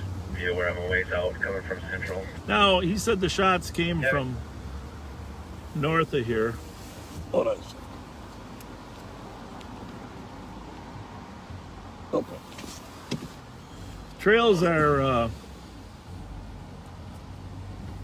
a little bit troublesome. You know, Joe Bergeron got shot and killed on a trail that intersects with this just up ahead of us. And in that case, of course, it was some armed carjackers that had fled. But you're limited in terms of your maneuverability. So Yes. if someone jumps out of the woods, you gotta be a little cautious. There's a stairwell down to Westminster there. For trespass female who's done. I'm familiar with her. But again, a beautiful place to bike. Copy. Squads are going to an accident with injuries there. Is that what that was? Yeah, on White Bear, I believe.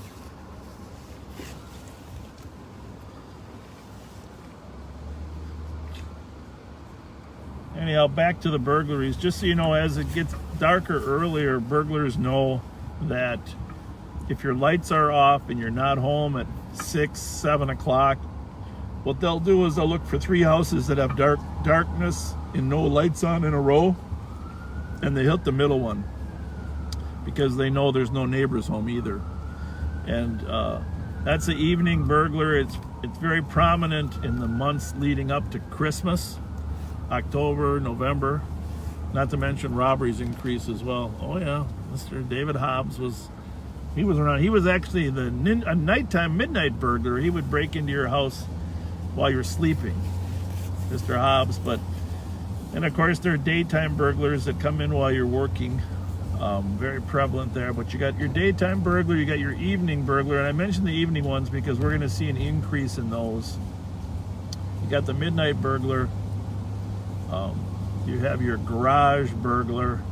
Some burglars just break into garages and leave stuff in the alley and come back and pick them up. And then you have your commercial burglar. So really 5 different types of burglars. But I want to caution you to be thinking about leaving lights on in your house or lights that come on at 6 o'clock because it gets dark really early. That will prevent you from becoming a primary target. Yeah, the burglars who do homes that are occupied, the midnight burglars especially, have a pretty disturbing psychology and with their motivations, and are pretty dangerous people by and large.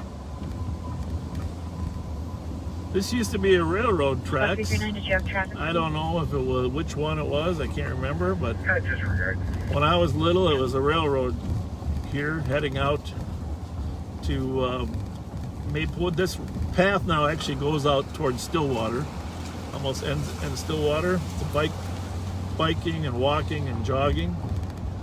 But I think I mentioned we used to go on these tracks and put pennies on there and see if the cars would flatten them for us.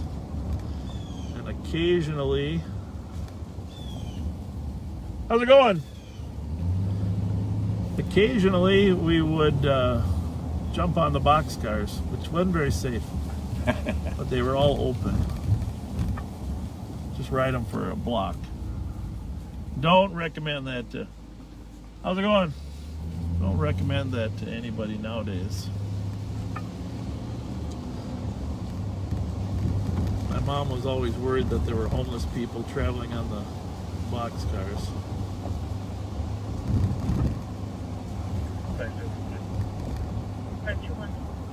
So there's no more further reports of shots fired, no victims identified, no casings recovered. So Clear right. that is probably the end of that.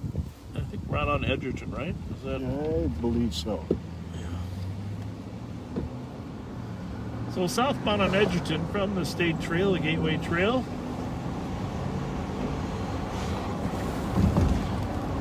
Which actually ended up putting us into Maplewood. Yep. Excuse me. And if we followed that a little further, we'd end up coming up Medical at the Lodge 3666. there, English and Frost, where the other trail, the Bruce Vento Trail, intersects it there at English and Frost. And that trail then goes down the east side of Lake Phelan.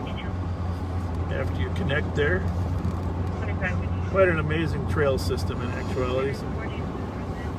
and that was where Joe Bergeron was killed. We're going to swing by that. We're taking a little shortcut over there rather than taking the trail. 2490, Joe Bergeron was a Maplewood police sergeant who, as the sheriff was mentioning, was murdered by some carjackers in May of 2010. Actually, about 2 weeks before I retired.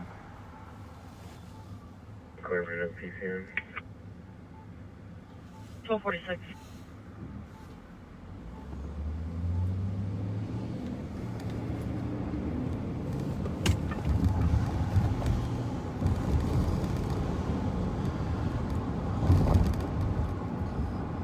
So keep in mind, if you got some good neighbor stories, There's some big wheels. Yeah, people that you think deserve credit, please call us. We're northbound on Arcade right now.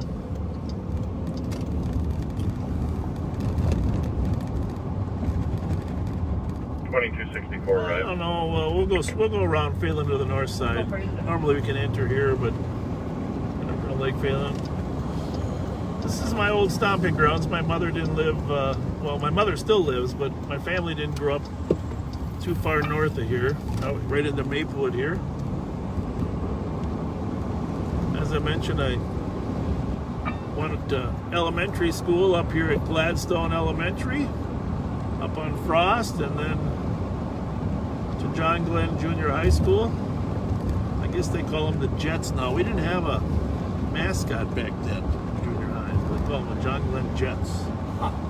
Because he was, of course, John Glenn was the first American to orbit the Earth in the Mercury missions. Yes, indeed. Now they don't have fountain pops, but could you stop at Borchard's up here for a minute for me to grab a Mountain Dew? Would you like a bottled Mountain Dew? You know, and I want to just say one thing. Okay, we're going to stop at Borchard's, but I want to ask our viewers if anybody remembers the original name of Borchard's. No, you can't guess, okay? Because it's changed names a couple times. But I went to school with the daughter of the original owner. Oh, really? Yeah. And so we'll see. By the way, is the barber shop still there? Yeah, there's a barber open 1 day a week. Yeah, I got my hair cut there when I was little too. From Al. I believe he's open Tuesdays only now. I don't know that it's still open. Friday. Fleetcheck Field, we just passed on the left there on Frost Avenue. Mr. Fleetcheck used to own a sporting goods store right here, and he built those fields for us. We all played baseball right there in those 3 fields. Pretty amazing. I bought my first gasoline when I was 16 years old right here at the northwest corner at the gas station. It was 22.9 back then on that day. I remember distinctly when my mother would send me up to buy groceries at Borchard's here. And I don't know, is anybody guessing? If it's Chloe, if you can see who's guessing. But my mother used to send me up to buy groceries when I got my driver's license. You know, when you first get your driver's license, you want to drive anywhere, do every errand you can. Oh, of course.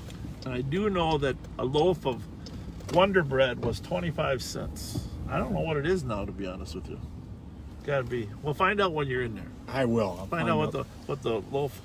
And you're gonna get us a pop and stuff. Yeah. Would you like a? Yeah. Get you whatever. Get a Mountain Dew if you don't mind. Okay. Sure. In the bottle or can? Either way, bottle's good. Okay. Whatever you get, and then. Great market, by the way. Borchard's. Yeah. Great market. Let me just see. No, somebody guessed Richards. It was Richards before, but that's not the original owner of this building.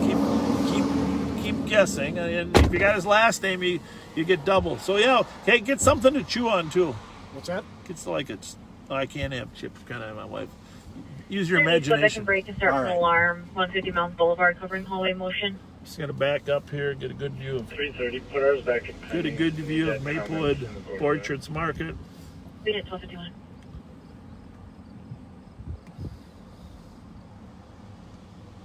Well, I don't don't see, I haven't heard any. Richard's was, before it was Richard did buy it from another guy. 5284. We'll be inside checking for the 125. Copy.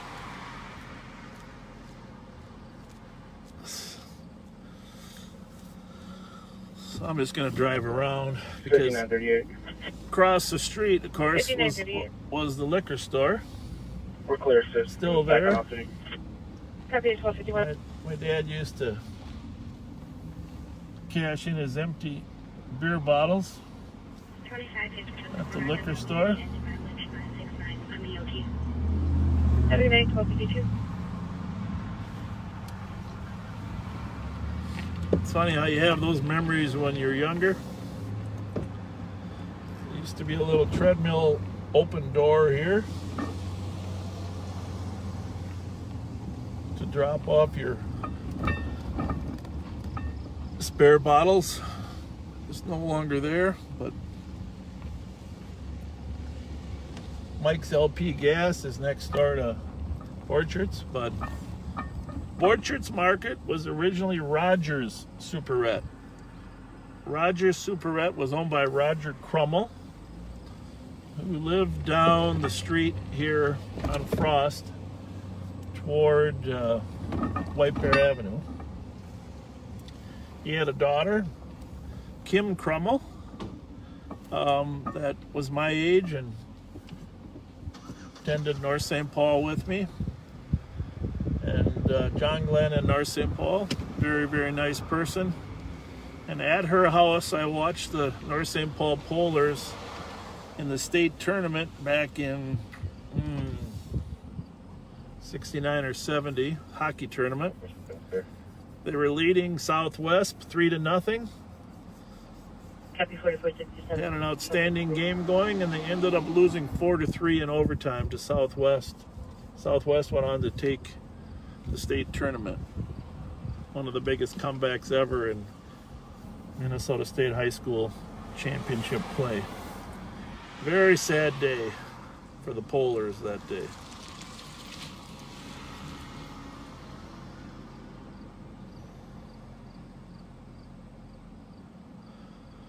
We just got some calls in that haven't been dispatched. I'm just looking through some of the pendings. Over in the west sector, there's a pending call at 983 Hubbard. 5286. 5286.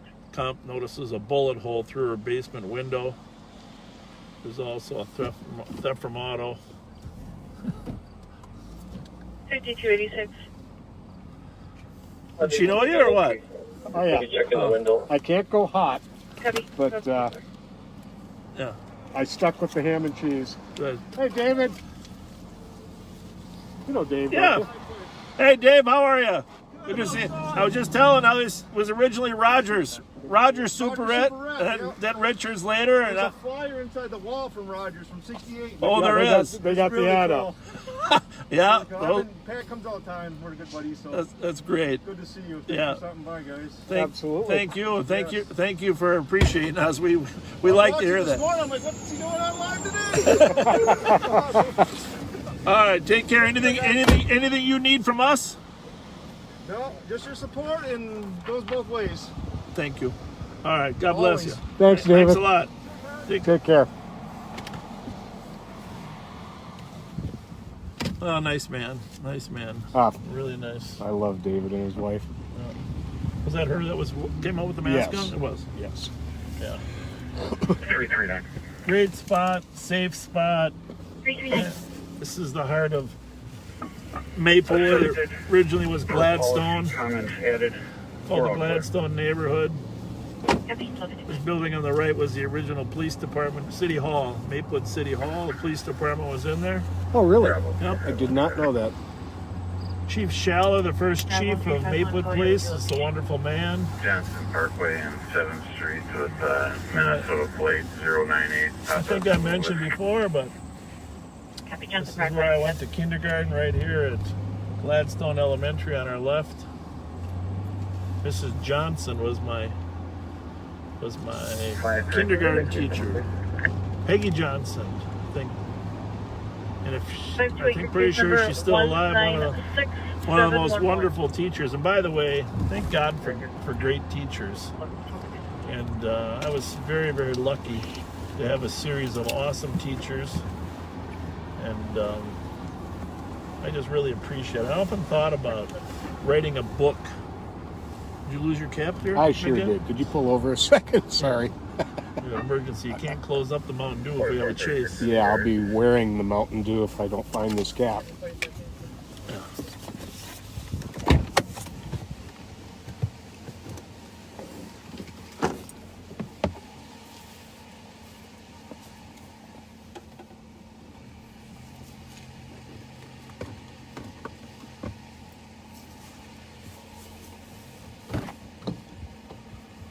I think this water bottle, maybe this water bottle would suffice. It's unopened. Want to try this one? Sure. Close enough. I got one here. Okay. Yeah, we keep spare pop bottle caps in the back in case we need one. There's a spot nearby that can. In case your klutzy partner drops his Mountain Dew. 357-339 is out. Was that a white one? Or? That, Try that one. Here, I'll take it off. Otherwise, we're down to hand sanitizer bottles. See if that one fits. I'm going to drink mine pretty fast anyhow. no, that doesn't work. Let me dump that and use your cup holder. Okay. Yeah, no problem there. That'll work. 4, 5, 6, 7. Okay, we're back in action.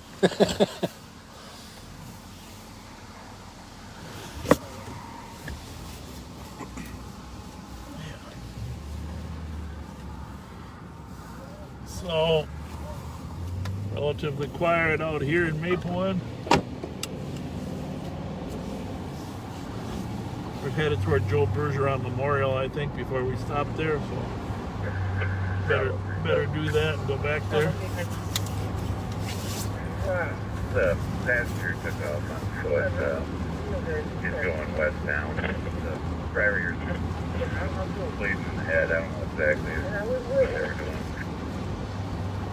Copy that the passenger took off on foot westbound, driver's bleeding from the head. Do you want me to start medics? Where's that at? Not at this time. Thank you. Copy, and just confirming your status at this time. I'm doing pretty good. Copy tonight. 339 to 357 copy. I gotta find out where's that at. 131. 131. Dale with the count at 240 Fuller, and if you could change the location of the call to that address. So about now, I mean, as we head into this afternoon, things will normally pick up, and we will definitely do some afternoon patrol. But for those of you that had a little time at lunch to watch us, we wanted you to see, you know, how it works with the camera, what we were really up to. 5284. We're going to stay on here for another hour till 2:11. 5284. But just wanted you to give you a flavor in Paramedics for us. case you want to tune in.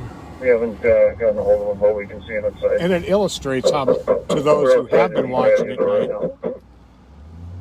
Copy, I'll have them stage at 1300. how much busier the day shifts have gotten. There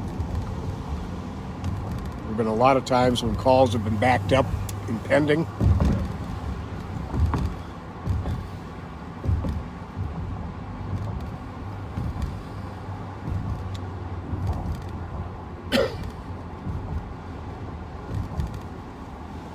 So to the left down Larpenteur, this is the border between Maplewood and St. Paul. It's Larpenteur. We're going to go on it here to the east.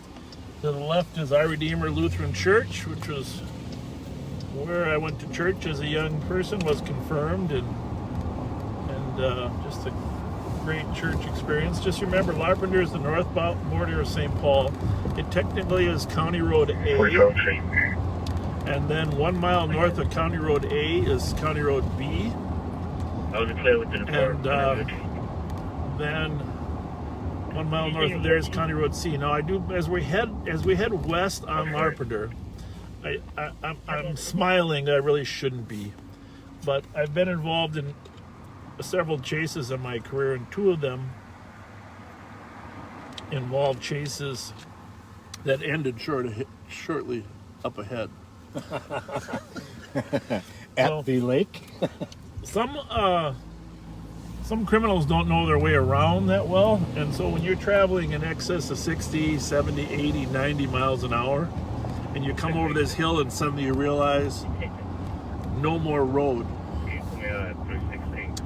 So this is a couple fleeing felons have gone over that edge and down the hill, and so that's one advantage that we know when we know where we're going. And I remember one north on White Bear Avenue. I was working with New Brand. Remember New Brand? Oh yeah. And the old New Brand is a new New Brand, and we were chasing them up White Bear Avenue, and I was a young cop.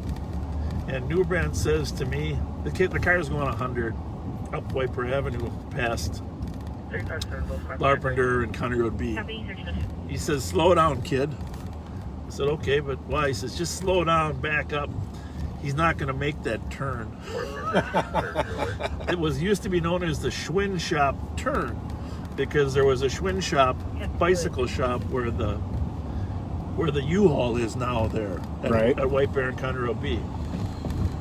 And he was a Camaro. He was driving a Camaro, and we lost sight of him. And sure enough, he didn't make the turn. He took out the gas pumps and the sign, the mobile sign there. He took it all out, and the car broke in half. And we pulled up 30 seconds later, and the car is just a shambles. And he's laying in there. Obviously, we brought medical assistance right away. But there's the advantage of an old wise guy that says, "Slow down, kid. We don't need to chase him. He's not going to make that turn." Yep. So, Phelan Lake.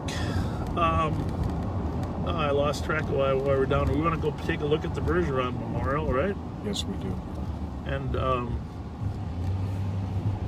going to turn around, but we also want to take a look at, besides the Bergeron Memorial, I want to take a look at some of the homeless things that are here at Arlington. Yeah. Just kind of going to drive down that trail, but and talk about Tim Bradley, who organized this effort too here. But we should honor one of the finest officers that St. Paul ever worked with. Tim organized the entire effort to get this memorial to Sergeant Joe Bergeron, dedicated,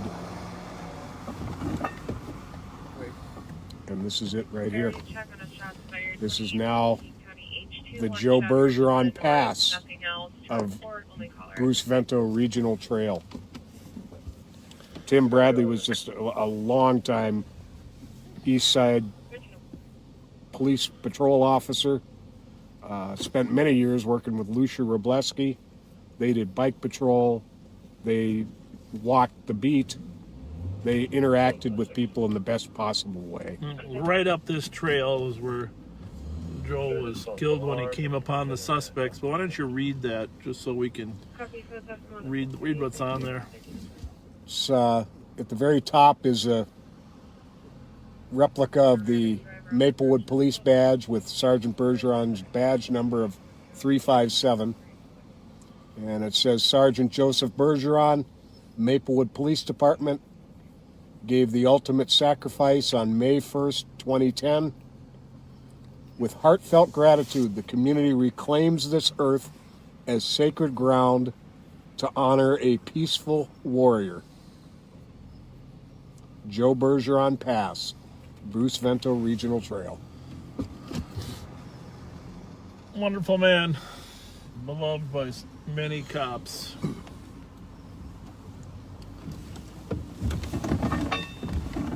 My eyes filled up a little bit just reading that and remembering that horrible day. So we just had a shots fired up at in Mounds View. Mounds View had a really significant increase in serious calls. I don't have a handle on why that is, but so we're obviously too far away from to go there, but just be aware of it. Now, this is a relatively new encampment here, so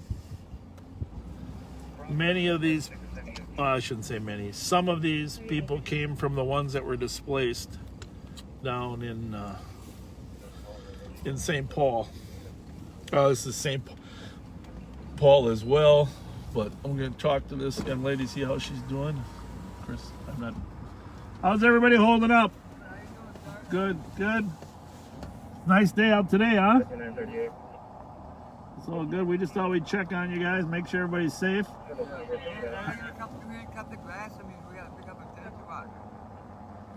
Say, oh, are they? I don't know anything about that. Did they tell you they're going to cut the grass? No. I was just wondering. I don't know about that. I wouldn't think they'd make you move the tents to cut the grass. If they need help, I'll find enough help around. Yeah, you got. We'll get you a lawnmower. You probably. It'll work. Yeah.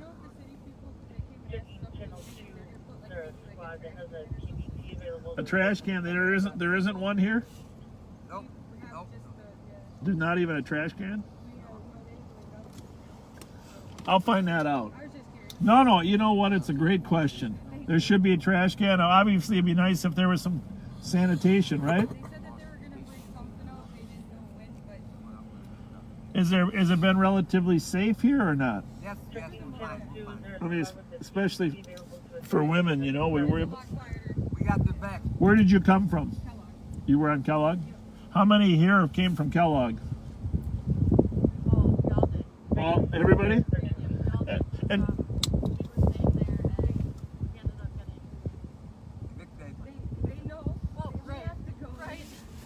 well, right here's the deal. It wasn't our decision. We're with the county. I know the city was the one that. You can have a cigarette? No, I'm gonna just take a look here. For an in-progress domestic at 976 Arcade Street, apartment 1. Boyfriend is on scene, has a bat. See here the male shouting in the Parks? background. You do not like this? Well, not really, but I don't think the city. Cause you guys were somebody helped you move here, right? Some of the organizations. Most likely, yes. Radius or I don't know. I don't know how long the city will allow this one to occur, you know. But obviously, if it grows bigger, that's the problem, right? Is there a woman named Teresa? Did she end up moving here? You know her from Kellogg? Huh? Bravo 351, that was negative citywide for PPT. Everything for checking. Okay.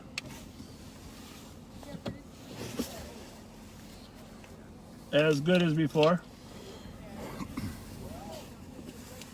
How's winter going to be, though? Where would you go? Well, that's the thing. Where will everybody stay when it's 20 below?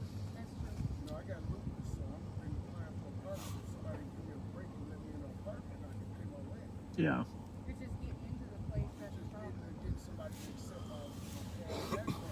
Yeah. Looks like there's a food drop-off happening. Yeah. Well. Neighbors like start shit around here, though. Well, we'll be around checking on you guys regularly. Okay. All right. And I'll get the garbage can problem taken care of. Where do people put the garbage now? Right now we got a camouflage tent we putting it in. We gotta fix that. Yeah. We gotta fix the garbage problem, huh? Yeah, we were working on it. They said they were gonna bring something down for us. Yeah. Who are you talking to? Who are you talking to? Travis? Okay, I'll talk to Travis and tell him to get on that. Yeah, because right now we have volunteers that are taking the garbage and bringing it. Oh, you do? Good for you. Well, they should still have a can to put it in, right? Yeah. Somebody would help us with that. That would be great. What did Travis say about the long term of this? Yeah, this is going to be 21A Alpha. Are you with Radius or who are you with? No. Oh, thank you. God bless you. God bless. All right. Well, so She has got her car You filled. understand the with complexity of everything. What was your first name? Sarah, nice to meet you. I'm Bob. This is Pat. You guys gonna be doing the patrol? Well, we're out here a couple days a week, but we're not the primary. We just are concerned and care. You know what I mean? Thank you. I'm not gonna run anything over here, am I? Nope. Bravo 351. So,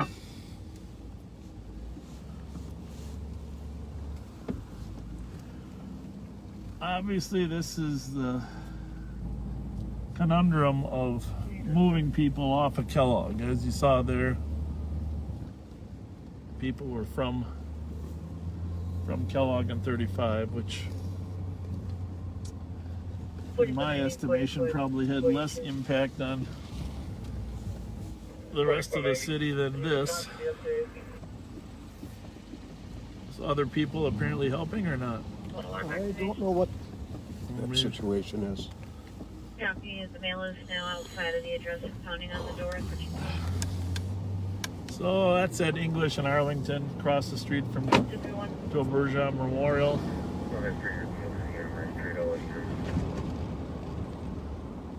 Is our video still working over there? Yes, it is. Patrick?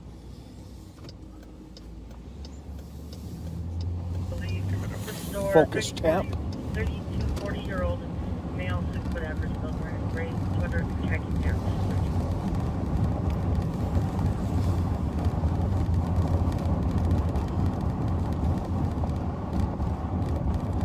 Lake Phelan is one of the more pristine, beautiful lakes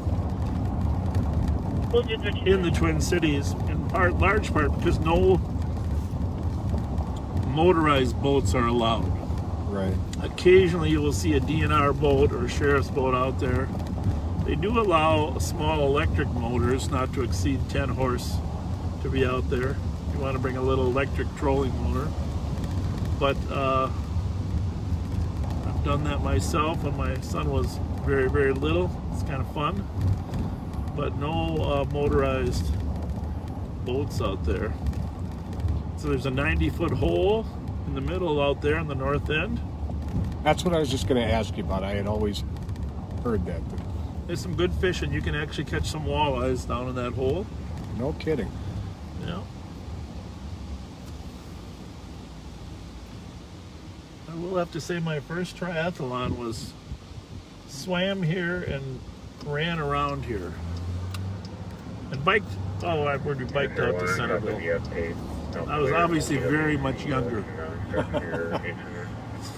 Just you saying triathlon makes me want to take a nap. That was fun. I was a decent swimmer. 253, you're clear. I was a terrible runner, but I was a good biker. Hey, you were actually a lifeguard for a while, weren't you? Yeah. Rice Street for a town vehicle that was hit while it was parked in the parking lot. No suspect. Well, not a lot going on. What do we got here in pending? Check out the pendings there. Yeah. 254, you can cancel 231, I'll take that. 231, clear. 934 Edgerton, there's a 911 hang-up, and it's an open line. It sounds like kids are playing, so maybe they were playing on the phone. We got 976 Arcade. Daughter's boyfriend is threatening to hit the caller and refusing to leave. In a blue Dodge Durango right outside the front He door. threw an ashtray at her and spit at her, and he is shouting in the background. Well, we'll probably got to go there. Yeah. I don't know if that's been dispatched yet. 30, it sounds like the male is trying to flee in a red van. He did kick the cop. Oh, is that the same call? Male trying to flee in a red van. I don't know if that was from the Edgerton call or not. I don't know. Several pending calls in the Western District. Starting to pick up the busyness. We're gonna pass some of these cars, see if we can get to that 976. It's the one advantage of a left turn lane. 934 Edgerton. Oh, wait a minute. 976 Arcade, my bad. and a car has been dispatched to it.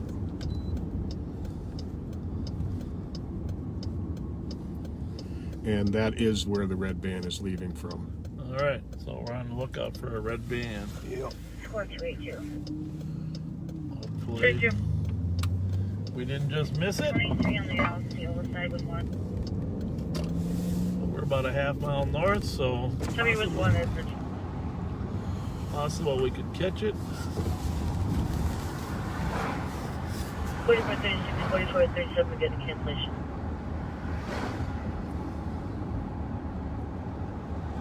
For Thursday's copy. There's a red van with nobody in it, parked the opposite way.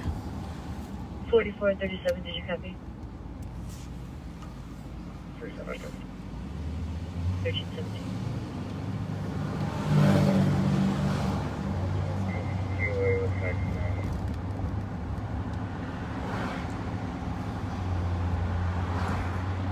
I mean, 1317.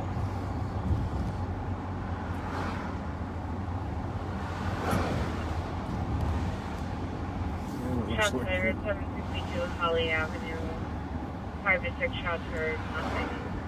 North, possibly near Sylvie, nothing else seen or heard, and there's another Well, call looks like pending the at squad might be out with the 9:34. van. Like the red van there. North with the address, nothing else seen or heard. It could be the wrong van. Is that Mark Ross? Yes, it is. Officer Ross, do you need our assistance? Squad 243. So that means yes. 253. That means yes, you need our assistance. 257 Are you working alone or not? I'm one hang up from the land. Oh, you got a 2-person car? Okay. Not too much. You're on live today, just so you know. We're live today during lunch there. One of the finest St. Paul police officers. Deputy Scott on the air today down there in Beaumont. How you doing, brother? There we go. See you, my brother. Yeah. Yeah. So, who's the suspect for the? We don't know if there's a crime here yet. No, I know. This woman here's a therapist. I don't know her name. Okay. This is one of her clients. They have a meeting scheduled. She just had to show up when things are falling apart. Okay. Is that the This is the daughter. male party there standing in the No, alley? no, he's kind of a. He's neutral or detached. from Okay. all this. That's good. That's good. That's She's good. good. She hasn't been beaten up or anything, so that's good. Yeah, here we go. Let's just hang out until we see what's going on. 42,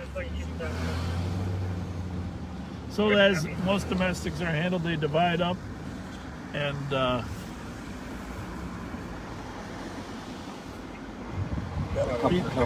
each party talks to One more coming. standard police protocol is to split up the parties, get their stories, let them tell what they know. Most domestics, but like Officer Ross said, you don't really know that there's a victim, if there's a crime or not. An argument isn't a crime, and throwing an ashtray can be a crime depending on how hard you throw it. And if it hits. If it hits, yeah. I think worth noting is that Officer Ross mentioned that this was a therapist who was stopping in for a routine visit with one of the residents here and walked in on mayhem going on. Some shots fired over there on Marshall and Holly, and so we're probably going to leave here and head over to the west sector, which we haven't been a ton of. It doesn't sound like they're going to make any type of arrest in this particular incident, but this looks pretty calm. So let's see what type of conflicts are being generated over there in the Western District. So we're southbound on Arcade, past the old Governor's Bar, which is now the Oxtail Bowl. Past the old Whirlpool site. 196. 731. Years ago, now the Sun World Supermarket.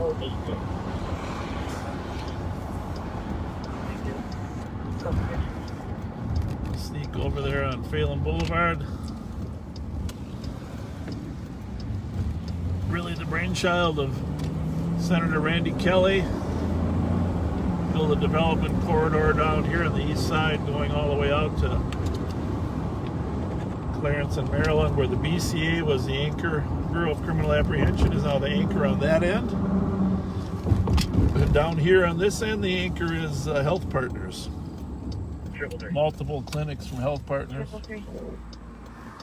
Transport from accident. I travel Phelan Boulevard pretty much daily. It is a handy way to get from the east side to near downtown. I guess we forgot to turn our lights off. Sorry about that. No wonder everyone was moving. Yeah.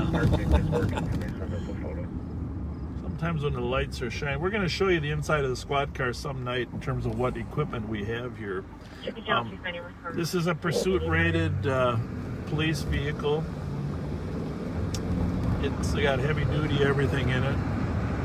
Got a mounted radio in terms of, and also several extra radios. Red lights, siren. And,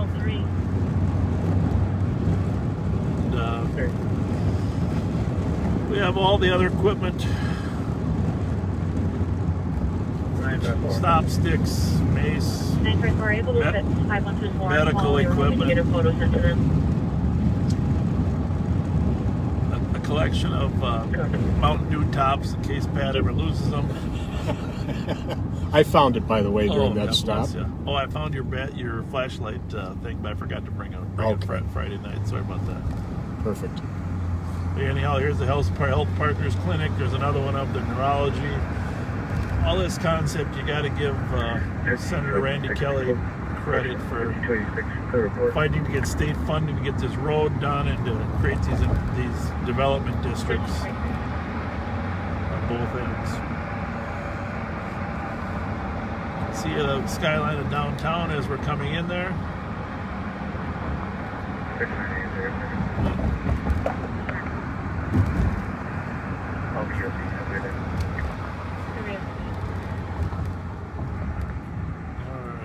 Maybe you want to read that pending there on University Avenue that just came up. Affirmative.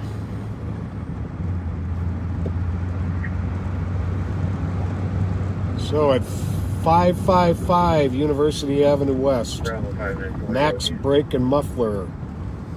This is a 50-year-old Nigerian male, 6'1", 200 pounds, is verbally aggressive and causing problems. Was there yesterday causing problems also. And that's been pending for 13 minutes. A lot can go wrong in 13 minutes. 6'1", 200 pounds, wearing a red and black plaid shirt and black pants. Pending means it has not been dispatched. So unless the officers are actually looking for it in their queue, if they're on other calls, they're not aware of it. They could actually be writing a report on a different case number and drive by. That means they're not aware of it. So we'll swing over to 555 University. And then on the other side of the freeway is where we're getting these reports of shots fired. 257, you try to call back.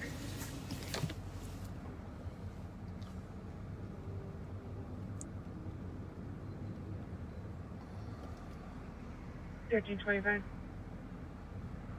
Bryson, Pennsylvania. Once again, for those of you that watch us on midnights, our favorite stop. Squad 3399, computer mount to the abandoned vehicle at Burns Light Bear with no plate. Keep in mind, the city of St. Paul is divided into 3 precincts. A West Precinct with the office at University, or pardon me, Hamlin and 94. That extends over really to Western Avenue. And then a central office that goes up Rice Street, downtown, and the west side. And then the east side, which east of 35E That's the Eastern District. 5950. And then, of course, in the suburbs, they're divided up by different cities and jurisdictions.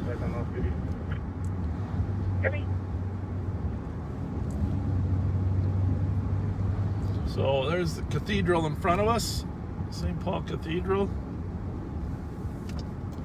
And then we're hitting University Avenue here. And just remember, when we're on University Avenue, every 240 numbers is a half mile, 480 to a mile. The long blocks here are about 60, or not about, are 60 numbers per long block. We know that Dale is 620, westbound 620, and we're going to 555, which means if you subtract 60 from 620, then you're back to 560. I think my math is right there, right?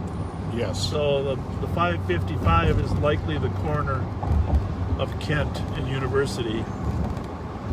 So, and all in Ramsey County, all odd numbers are on the north or west side of the street. North or west side of the street, and the even numbers are on the south and east side of the street. So 555 should be right there on the corner of Kent and University.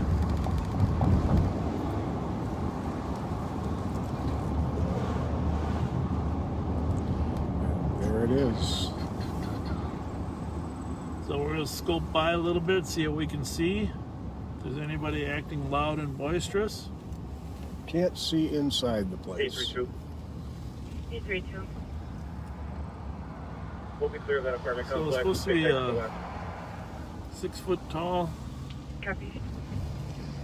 So did it say, can you read the narrative of the suspect again, Ruth? Yeah, he's a Nigerian male. I believe it was 6 foot 1. Copy. 6 foot 1, 200 pounds, red and black plaid shirt. That's black him in there. pants. Is he behaving or what?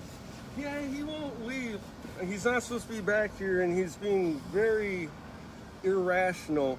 He played a good amount on his car to have his control arms tuned up and front brakes on. Someone left the mirror off of the bill, and he wants us to do it for free. And I'm explaining to him it's not on the receipt. The owner asked that he's not here today, wants him removed and trespassed permanently. Who said that? Jim Davis, the owner. Okay. He's available. I can get him on the phone if you need to.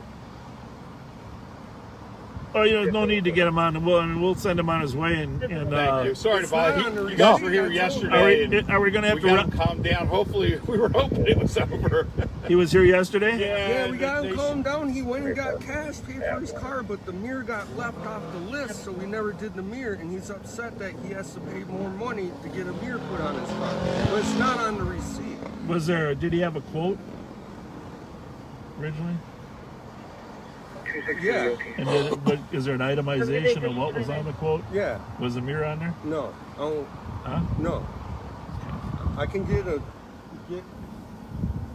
Well, let's just visit with the gentleman first of all and see how that goes. We'll be right back with you. We won't be far away. You might be able to listen. Sir, can you talk to us a little bit? Come on out and tell us your side of the story. Well, I want to get a mask on. Hold on.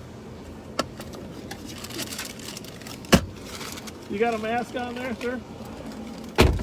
We don't want mask too. You don't mask. Yeah. Your mask. I'm going to put it on right now. There you go. Well, tell me your story. My story is this. Come a little closer. I can't hear you. Okay, my story is this. That's good right there. I bring my car. This is I buy this car in an auction. I bring the car here. I said, I buy this car in an auction. I want your check everything. And your check is the estimate and I pay for it. That check on the car, everything. That tell me 13 Info squads on a pending weapon call at 1602 Mississippi River Boulevard. There's a male yelling, holding a large knife, doing karate moves. Not currently directed at anybody. He's in a red shirt and red shorts, Asian male, black fox, Black shoes and blue backpack and a red bicycle. Unknown where the knife is now. And photo squads on a pending weapon calls.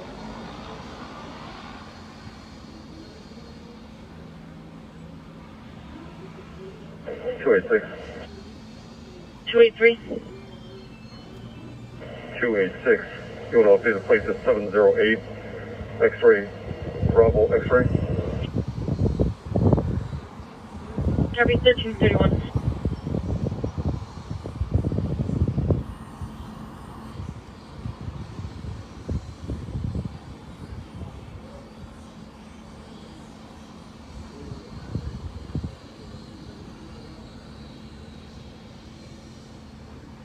Squad 254.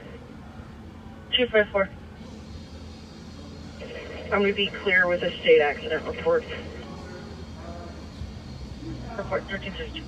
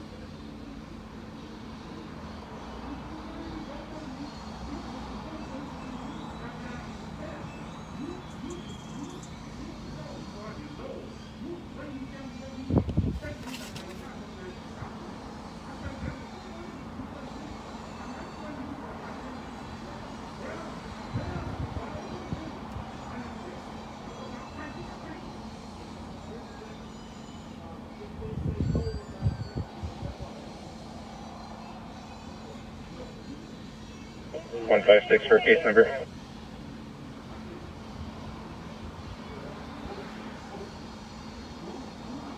One 56, you're CN 196738. Copy.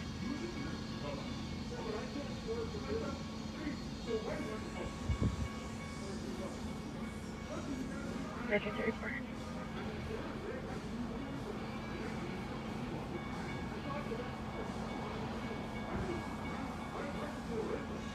Fifty 286. 5286. Cars are clear. GOA. It will only become a police issue if 1534.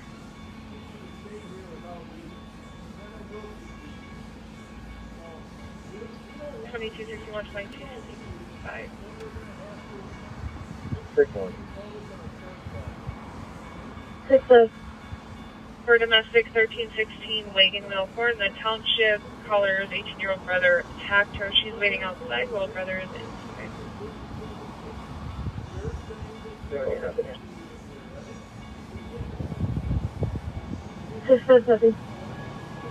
1335. 347. 347. I'll be clear from this. You can put me on Bravo 351's call, and I'll be en route to the jail. Copy. 1335.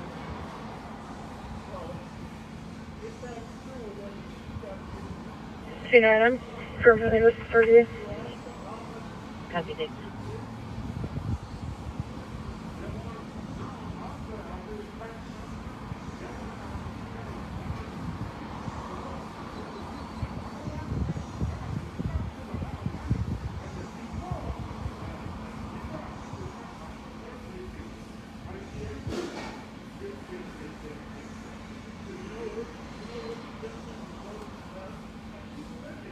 Squad 510, checking your status. Code 4, 1335. Code 4. Head.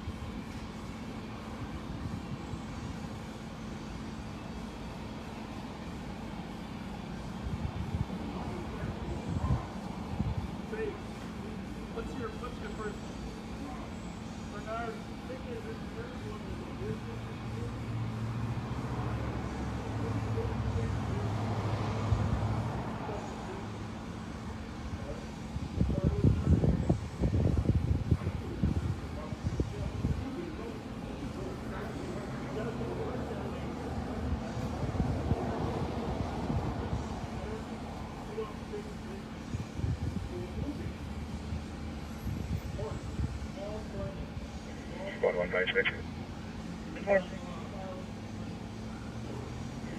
Mark this a report, please. And we'll head to the weapons call. Copy for the weapon. Complaint 60 on 2 Mississippi River Boulevard, 1337.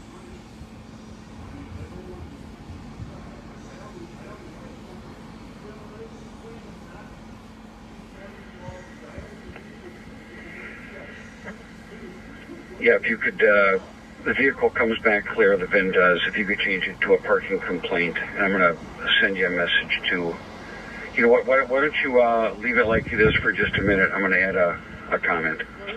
Yeah, I'm not going to write, but here's what I'm going to do. If I write you something, I'm going to give you my card, okay? In a minute, there's going to be a couple St. Paul police officers here. Well, there are going to be some police officers here, and they're not going to probably be as kind as I am. So I'm just telling you, you need to call the management here, tell them you think your car wasn't adequately fixed, and try to negotiate them to fix your mirror. But we're working on it. We're trying to figure out if there too. But if we can't fix arguments over businesses, what do you got there? 4490. 4490. That'll be on the back. Original estimate being that 1558. Okay. And they took 258 off.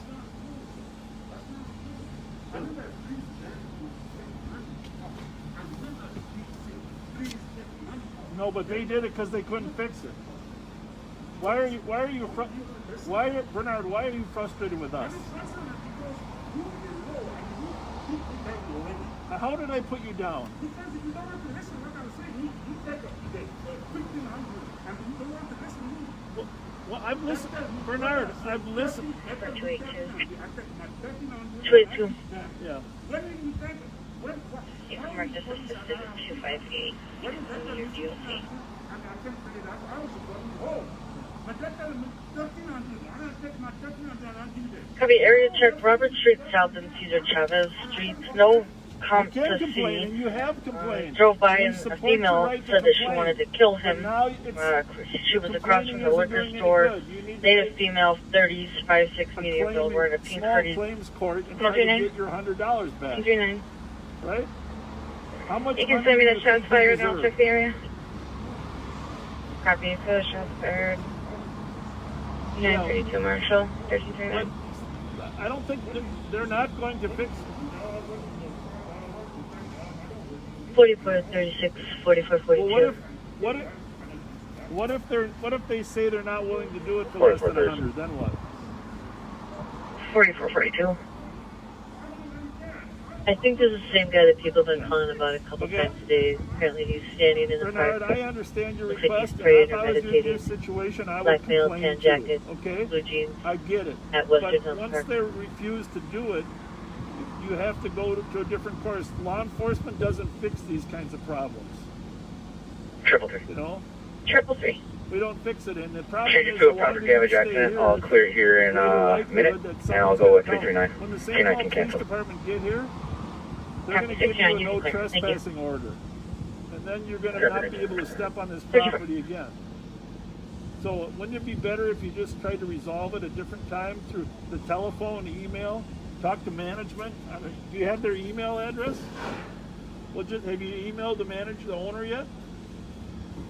You should email the owner of the place first.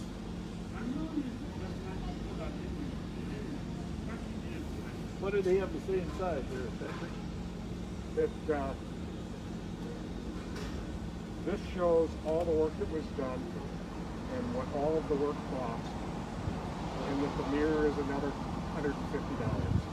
And the reason they didn't fix it, they didn't know about it at the time? They knew about it, but they did not include it in the work that was done. Well, I mean, this is a typical business disagreement, and we can't force them to fix it. That's not how it works in America. But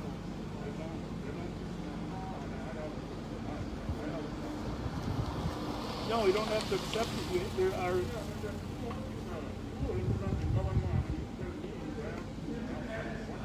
Well, here's what I'm saying. Full effective. Huh? 510. You have Clear advice with 286. you have a different perspective of what government can do in America. We can't resolve. 510, I'll take a PPV, Farmers Market, code 4. Yep.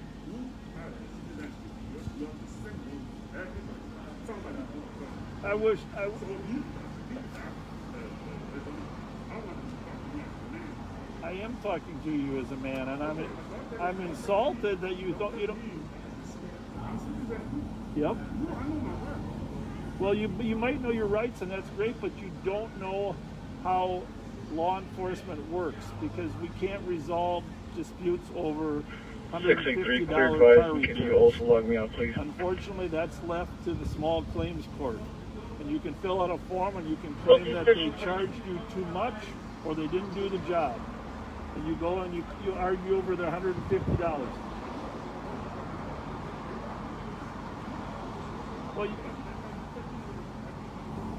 Well, they didn't charge you $1,500. They charged you $1,300, right?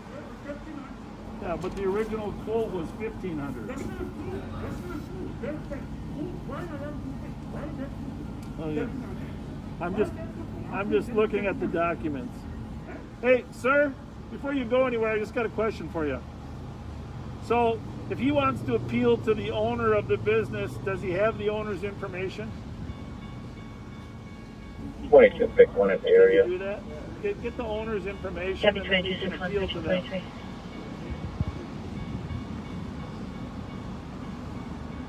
The whole problem with this is in a situation like this, it isn't a civil matter. You can't, there's no one to there's no claim. It's a civil court.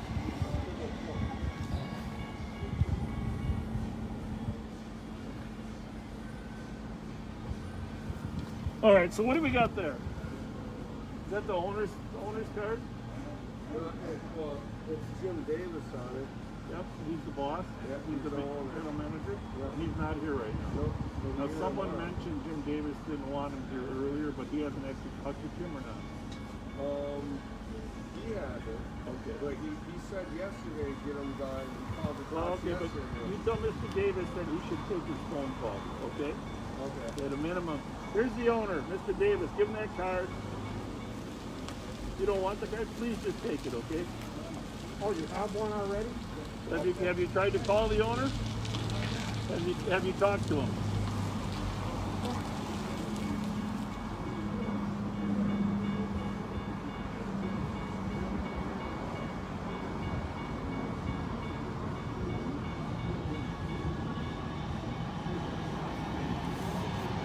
Bernard, here's the thing. The man that can resolve your issue isn't here, okay? So the best thing you can do is leave now and come back when he is here, and then you won't get a no trespassing order. If you stay here now, the police are going to give you a no trespassing order, and then you're not going to be able to come back. So leave now, come back to talk to Jim Davis tomorrow.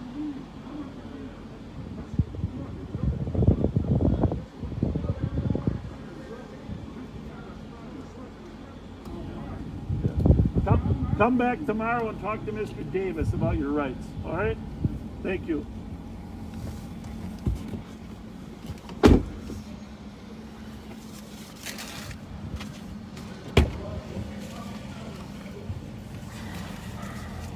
Hopefully, we're successful at convincing him to leave. Well, that was a little longer process than I had hoped.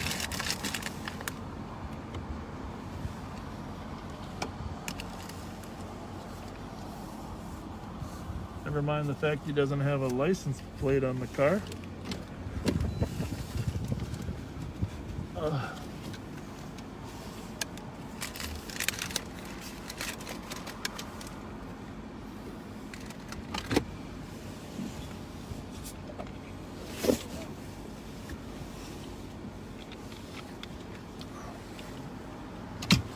That's pretty typical police work, though. Just negotiating with people. Obviously, you probably heard most of that. He was unhappy that the mirror wasn't fixed.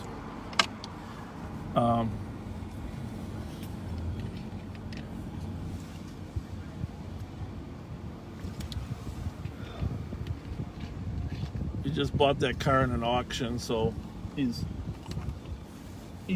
getting it registered, but they haven't sent him any plates yet. That's why he didn't have any plates. Obviously, we're not trying to aggravate an already aggravated business situation, especially with some cultural understandings. Obviously, he thought the police could fix everything, and we can't fix everything. Civil disagreements like that, we're not able to fix. So, interesting perspective. In a lot of other countries, the police are able just to go in and say, hey, you're going to do this. That's not the way America works.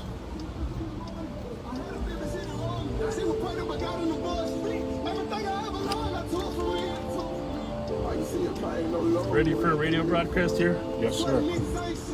I will wait till the music's out.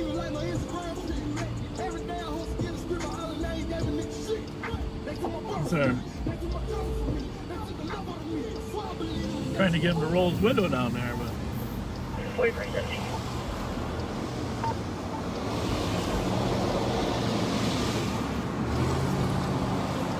feels at home over here for me, I gotta tell you. Oh, me too.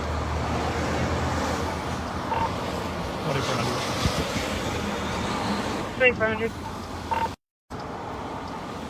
And customer went on his way. He may return tomorrow, however.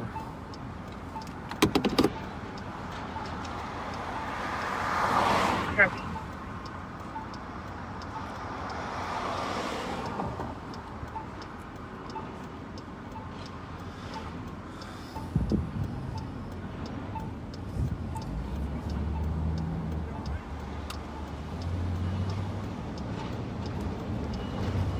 Yeah, he really believed that the police ought to be able to fix every problem.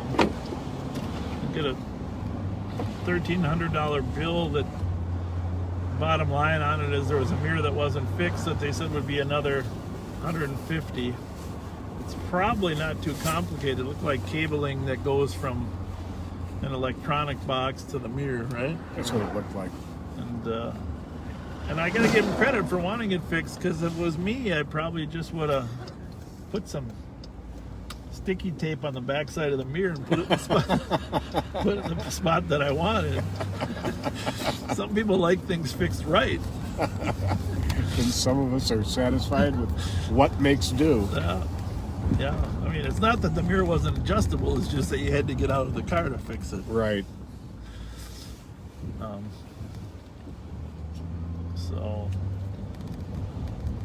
And it looks like the original quote was more than the $1,300 that he paid. He paid the $1,300 and he thought everything was fixed. And in his argument, he said, hey, I showed him the mirror, I expected it to be fixed.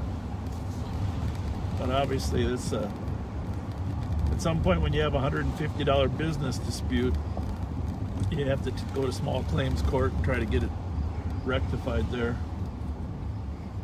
I'm sure the owner would probably negotiate something. Don't you think? You'd think so. But he wasn't willing to leave. They wanted him arrested for trespassing. Seemed like a little bit of overkill. This is one of my favorite churches here. Community-based church. If I remember right, this is where we had a gang summit in the 90s. Yeah, we did. I forgot all about that. That was when Joe Flaherty and I were on bike patrol. Yep. And we were the hit of the summit for the kids. That's exactly right.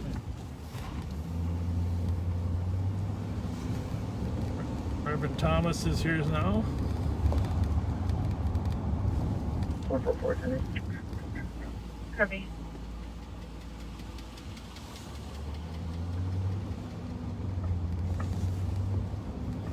.1504 North Snelling. Arguing with the comp.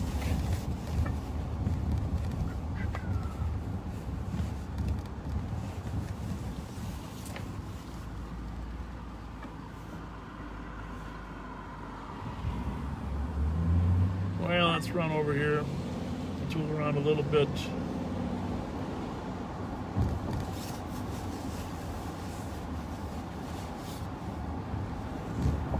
Hope your lunch was good. We haven't eaten ours yet, but we've been told by our friends we can't chew on the live stream. Especially chips. Chips.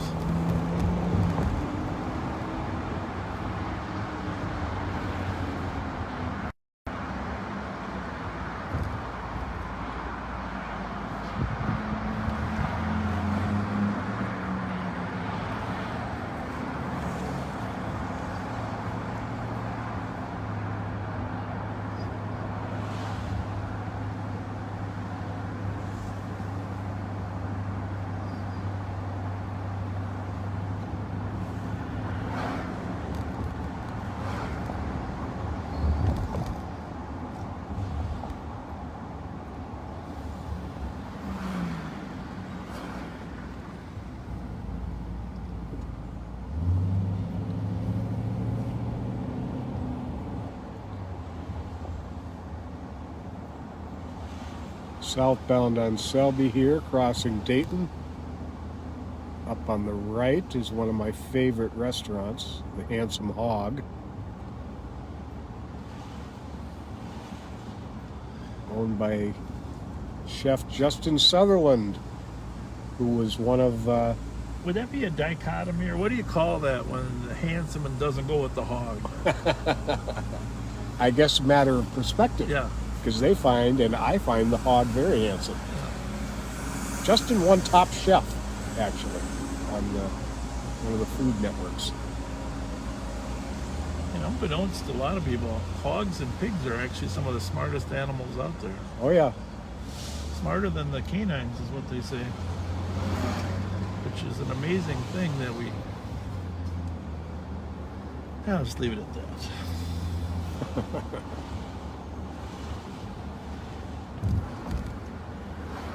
God bless Mr. Sinclair for his years in the restaurant and bar business there at Ferns. Great guy, passed away a few years back.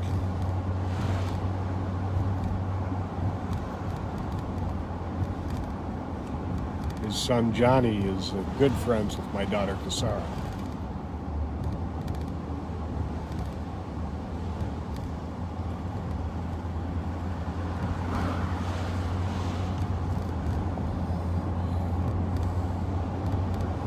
Yeah, be more specific. How many kids you got, Pat? You keep coming up with new children. I don't know. I have... I got 4 for the record. 4. I have 5 stepchildren. Okay. That call on... None biological.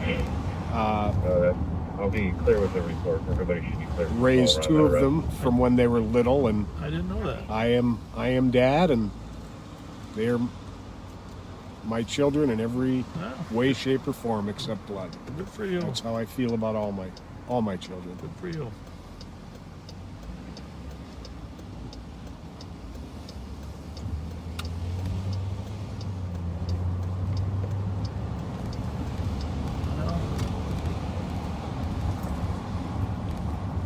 Southbound on Dale from Selby.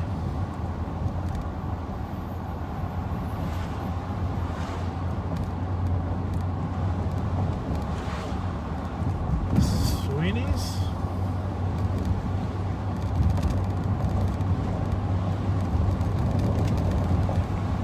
Holly, now we're down where there was a shots fired earlier. Of course, we were on the east side, so we weren't really... You can change this to fireworks and I'll be turning.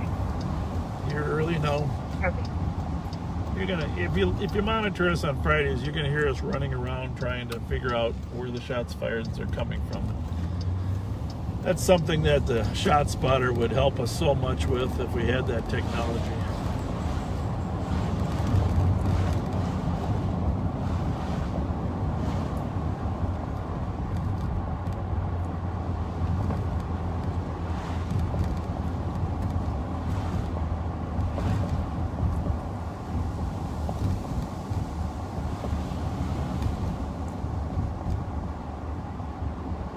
dog had very short legs.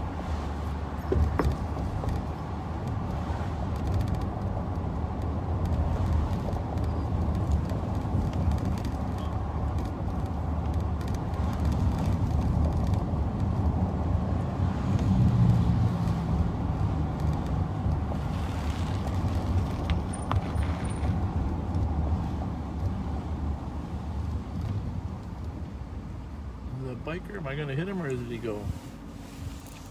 Not sure where he went, but he must have turned. Make sure. Of course, there's the University Club. Been there for some nice events. I think that's the University Club, right? Is that That's the the club? University Club. It's on Summit. I'm never sure why they call it University Club, but coming down Grand Hill.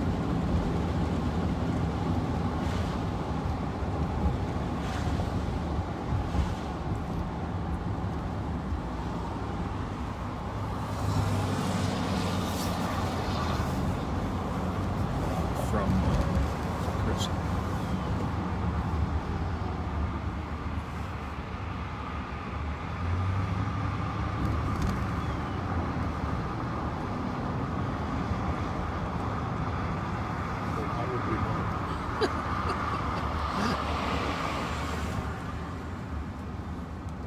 Did you see the Friday postponement? Yes. Okay. This one yours or mine? That's mine.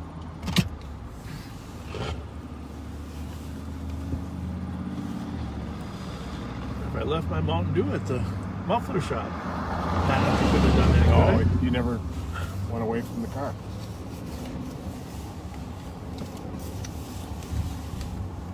It's God telling me to drink less Mountain Here Dew. it is. I got it.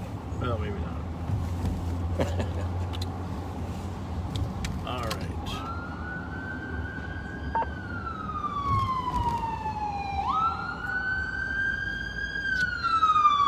Medics are on a run. We're going always from the new fire station down here on Grand and 7. For those of you that haven't watched us that night, we're down here a lot at bar closing time. There's a fair amount of activity here at the bars during closing time.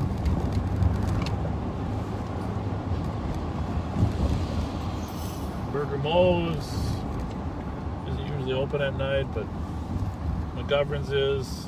Casetta's, of course. These are all great restaurants. The Parlor, Tom Reed's, the Downtowner, the new Truck Park restaurant. It's a very active, fun part of town to come. It's our job to make sure everybody's safe.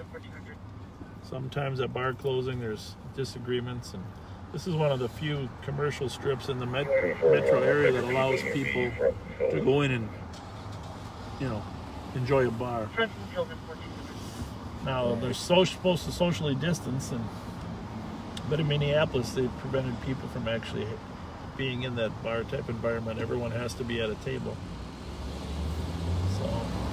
So as a consequence of all that decision making,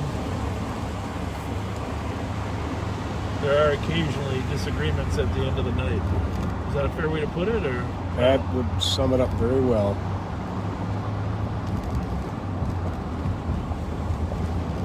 We try to avoid the politics and just kind of stick with the facts as best we can.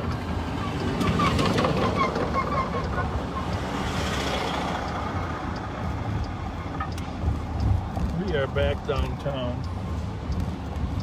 I think one of our community service officers is down here trying to do some outreach. Just so you know, in order to, last year with all the shootings that we had, and we had a record number of homicides last August and September for that 60-day period. And so in order to curtail that, I hired some outreach workers to go on the street and try to talk to kids about what they're up to and rethink sort of the path that they're on. And we're gonna stop if I can find one. I know one works down here at the bus stop talking to people. trying to get these kids to stop. He's actually in the 80s. I met him in the 80s. Pat and I both did. His nickname was Star Wars. He was part of the original Gangster Disciples. He had a great personality, but just, you know, let's face it, gang members are into criminal activity. So we arrested him a few times, and over time he found a new path. He's definitely a good God-fearing person now, and he's out trying to convince these kids, these young gang members, to stop shooting at each other. That's our first priority, get the gunplay reduced. So he's usually down here working downtown where he can connect with a lot of kids. I think the tobacco shop is right around the corner on Minnesota, isn't it? I think so. Have a little conversation and see how his work is going. But here's some of the. This 5th of Minnesota, basically. Northwood Drive.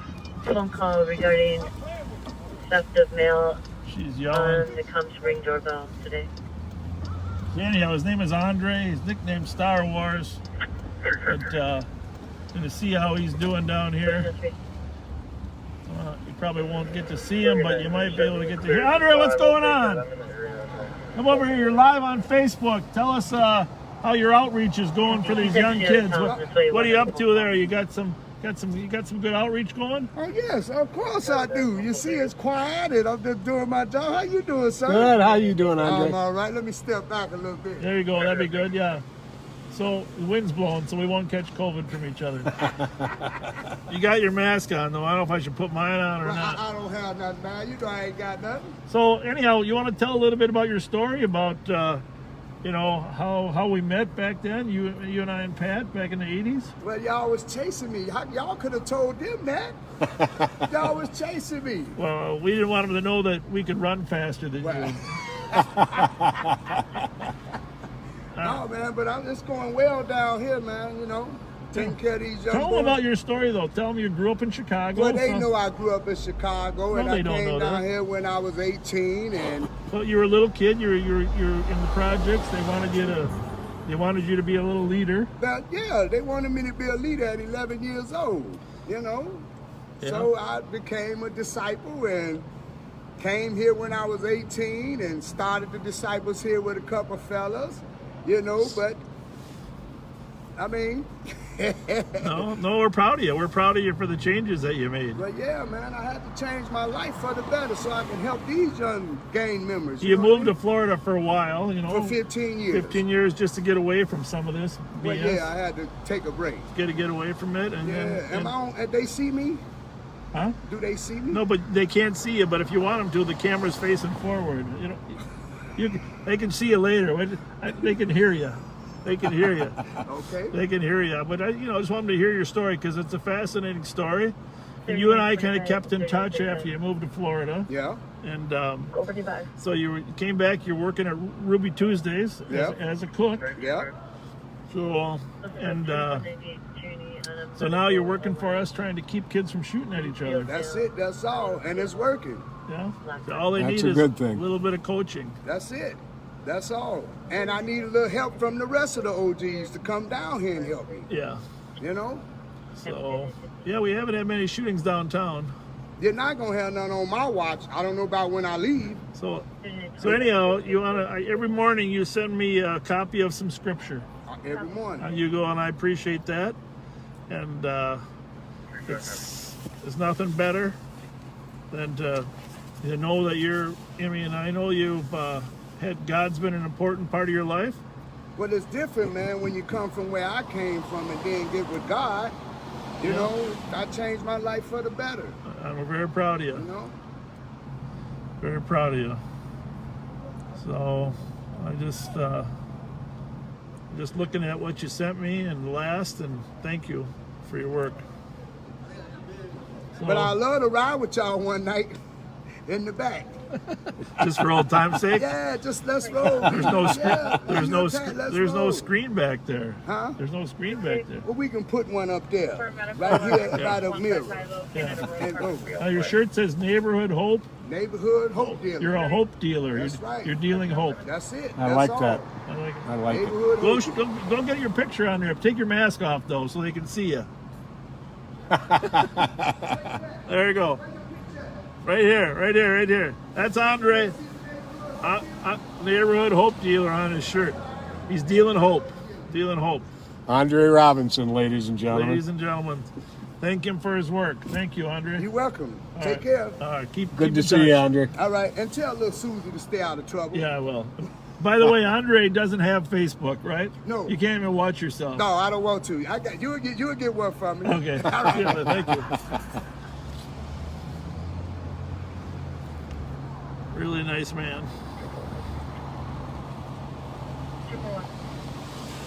He sure did keep us running for a while in the 80s. Yeah. Well, It's good to see. Good to see he got through all that, past all that. yep. Gives you hope.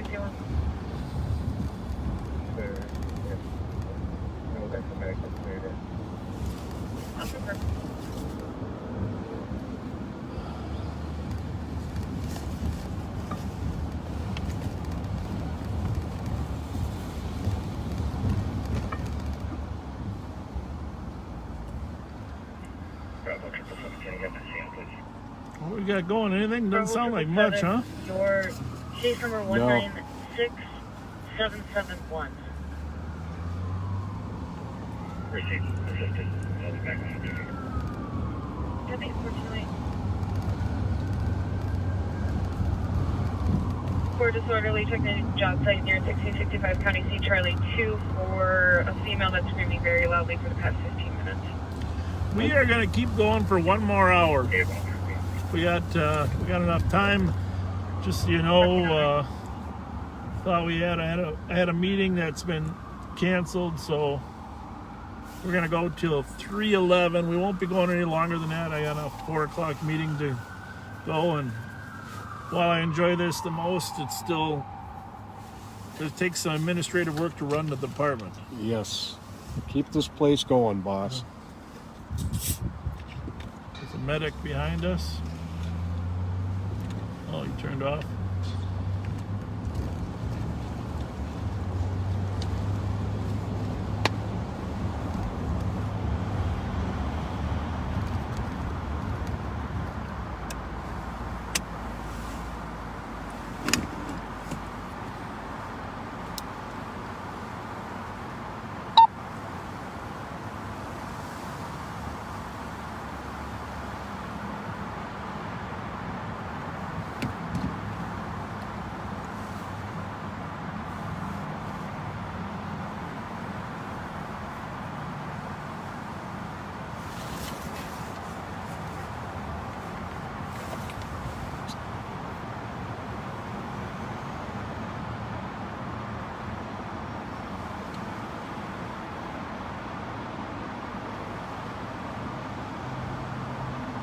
What do we got there? What's our latest call there, Pat? At Bethesda Hospital, What do we got? 13-year-old son not listening, arguing in front of the hospital. The 13-year-old son's name is Abdi. So this is an interesting thing about police work. People call us for everything. A child not listening technically isn't a crime. Maybe in the olden days it was, but so the county's not set up anymore to use county facilities for delinquency that isn't a crime. 3929, clear report. So we're going to go up to Bethesda Hospital. But by the way, there's a beautiful shot of our state capitol. 3950 arriving. Yeah, I'm biased, but I think we got the most beautiful state capitol there is. Our governor, Tim Walz, is in there. His office is on the left up there.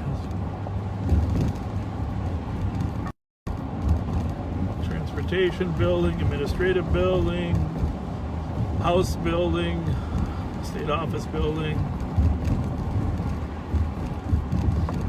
new Senate building here coming up on our right.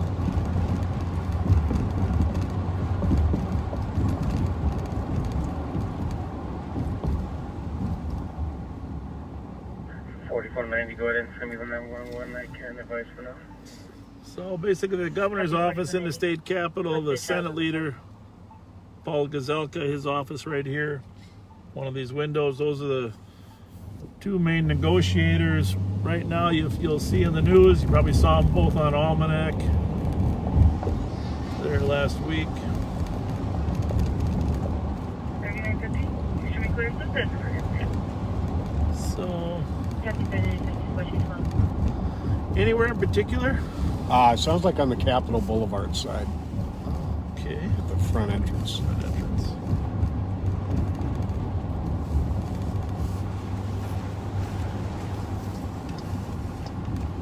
the road still open here? Looks like it. So we're gonna attempt to be role models for a 13-year-old. Get him to listen to his mom. I'll be clear. Is this call still impending? I believe it is impending. 4490.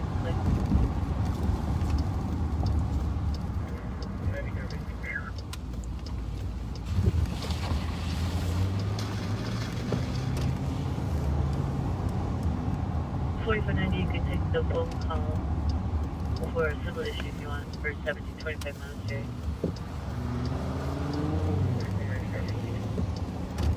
So Bethesda became one of the center hospitals for COVID, correct? I don't know if it still is.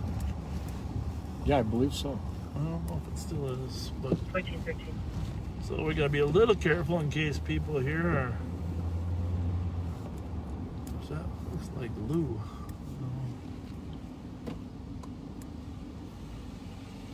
No one in there. No one in there.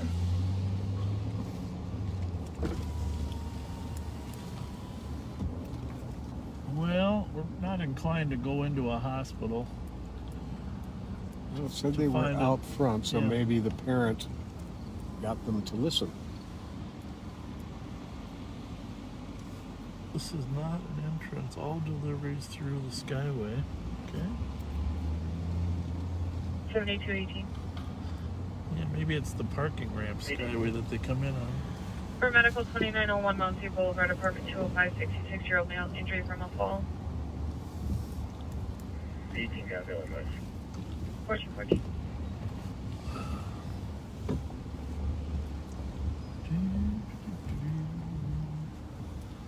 See, we'll just peek. We're not actually going to go in, but we're just going to peek over here to the right. See if there's a mom arguing at all. No, don't see a soul. So we're going to check how old that call is. Anybody ever see that James Bond movie where he's driving? People are shooting at him and he's driving back. I'm driving backwards looking at the mirror. In the old days, you were required to, not the mirror, but the screen. In the old days, you were required to turn around and keep your eyes in the back, right? Right. Remember your driver's test, if you didn't stop before you turned your head back, you failed. Right. So, but nowadays everybody uses these cameras. 196. I remember when Roger Moore was being shot at, he got in his car, this is before, and he had a camera on his phone, and he was driving his car backward. I remember that. In that parking ramp, right? Right. And I always thought, well, won't that be cool someday if we have that? And pretty much you have it now. Now you just need to connect your phone to your rear. 9275, clear assist. So it doesn't look like the people are here. It came in at 2:05. Unless we get a call back.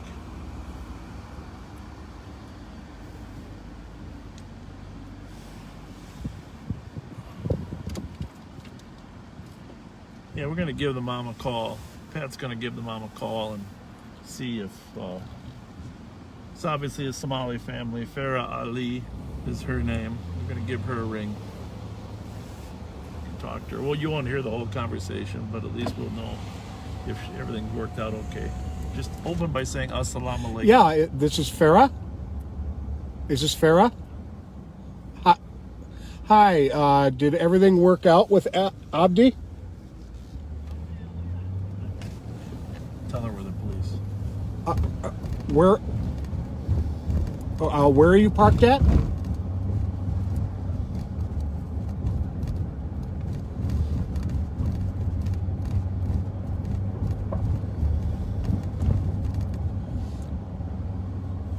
Okay, you're on the back parking lot. Are you up on Capitol Boulevard or on Park Street? Park? Okay, you're on Park Street. And what kind of vehicle are you in?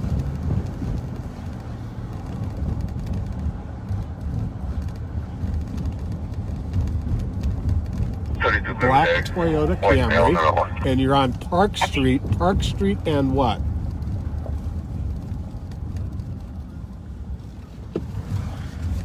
The back entrance of the hospital in a black Toyota Camry.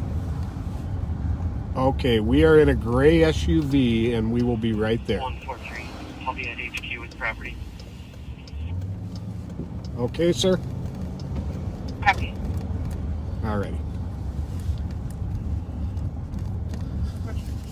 So, we're going to do our best to try to resolve this issue, but nowadays, not everybody behaves. We're gonna also shield the juvenile from any exposure on our camera. So, Pat, why don't you reverse the camera for a minute? Show them your handsome face. You know how to do that?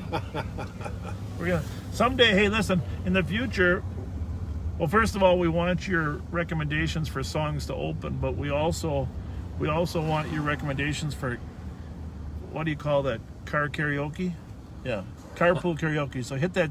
I think I'll leave you to do the karaoke. Let me see here. The flipper. There it is. Yeah. So there you go. There's Pat. I can lean over and he can sing. Yeah, let's make sure we're photogenic here at the moment. Black Toyota Camry. He said right by the back entrance. Maybe that car right there. Yeah. Okay. That looks like a Camry. So we're not. When we know there's juveniles involved, we're definitely going to try to shield them from any. Nope, that's a Honda. Is that an old one down there, Camry? Is that driving? That looks like a Mercedes. Acura.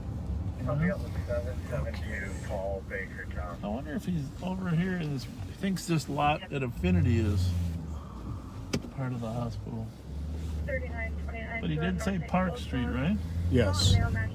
Maybe he doesn't know the streets. Maybe he's... I don't know if he's watching our live or not, because when I called him, he said, "Yes, officer."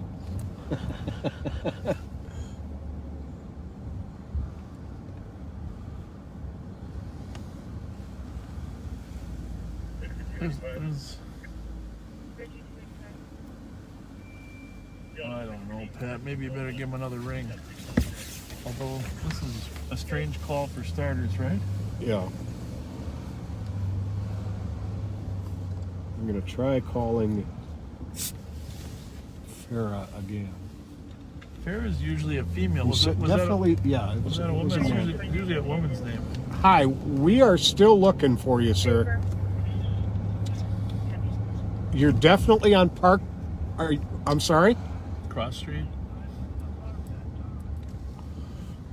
You're at Park and Charles? We'll find you. Park and Charles. And you're on the street or in the parking lot? Oh, you're just standing there at Park and Charles. Okay. Okay, I'm going to stay on the phone with you until we get to you, okay?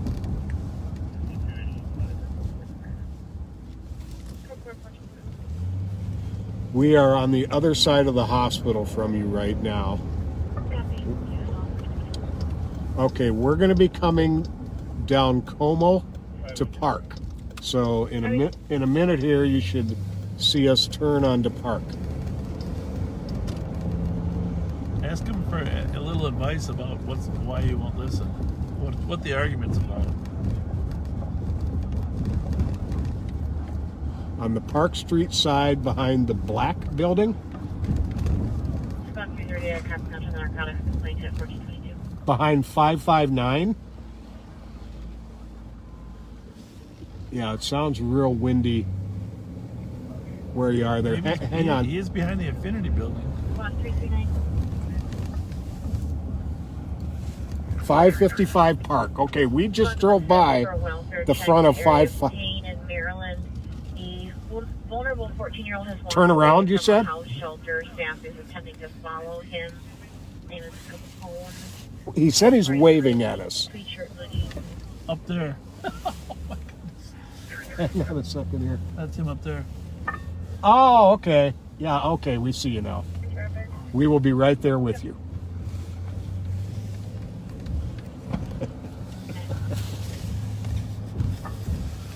All right. So here we go. We are going to park right here. We're going to go talk. We'll be,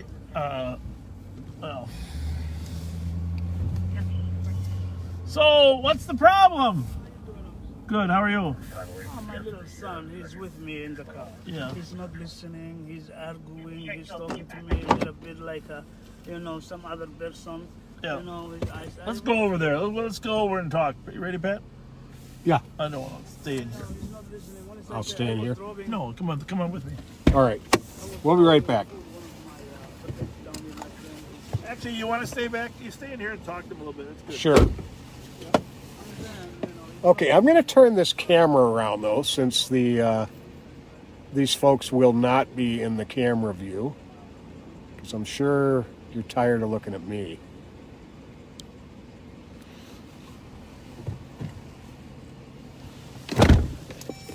So the sheriff is going to speak to this gentleman and potentially with his son.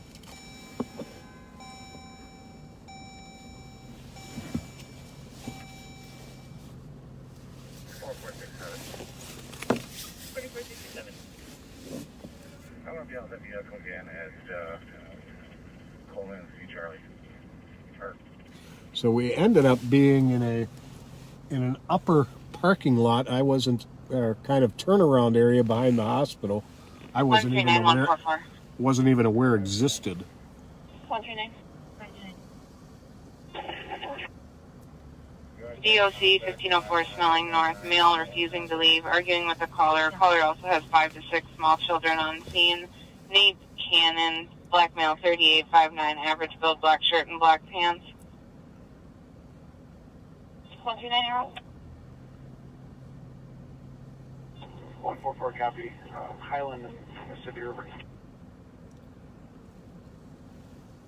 1425. 150, cancel 144. 144, you're clear. Thank you, Rob. So it hasn't been extremely busy today, but it's been steady. The call load has been steady. There have been a lot of calls that had to go into the pending queue because all the cars in town were tied up on other calls.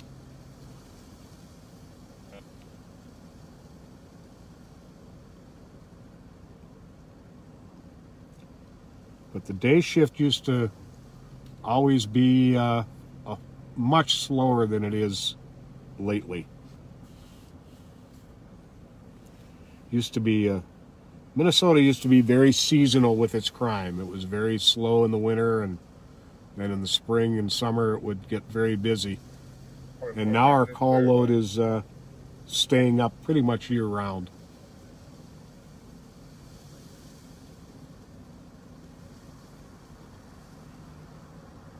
There are quite a few calls in pending. Let me take a look here at what they are. 1 second here.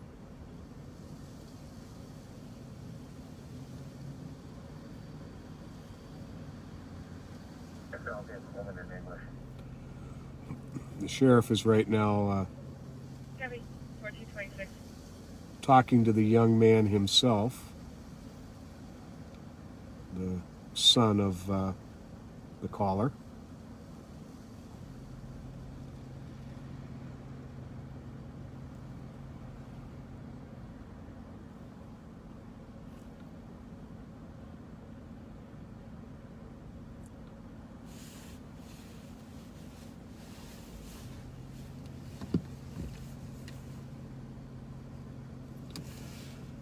There's a call impending on the west side where it's really sad that it's still impending. There's they refer to it as a PIC, a person in crisis, who is suicidal and left an address on foot. There's a pending disorderly conduct in the Western District at Western and Dale of a person who wants some unwelcome guests removed from their home.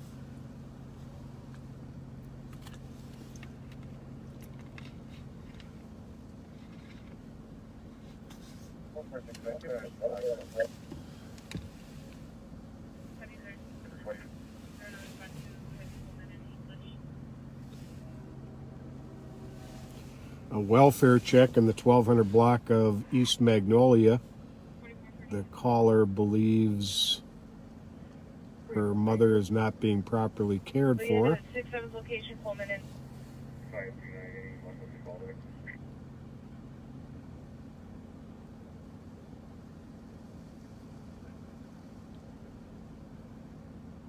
Yeah, bye.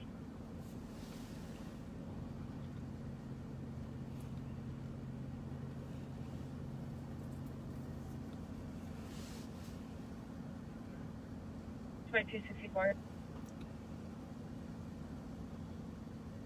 2264, I'll take that medical and advice. Copy, thanks, 1429.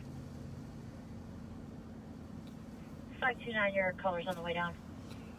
Yeah, the young man in this case here that we're out on is 13 years old. And that's pretty much universally a difficult age.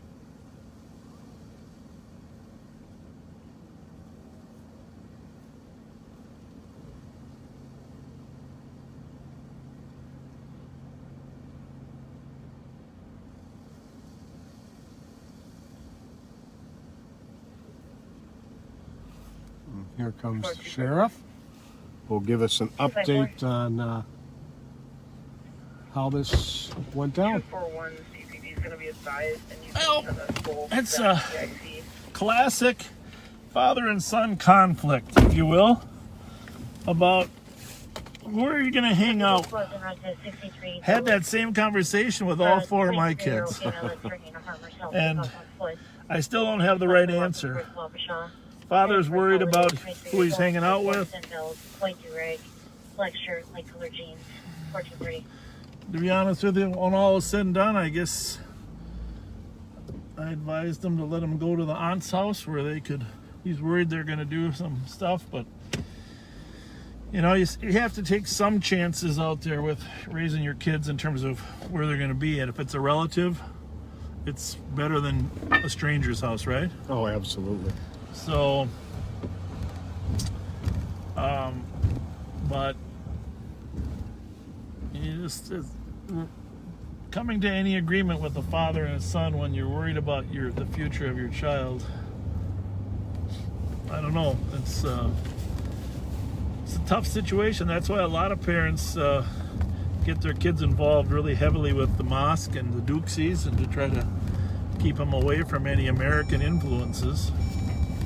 Right. But that didn't always work either. I'm watching, I'm hoping that car pulls out of there, because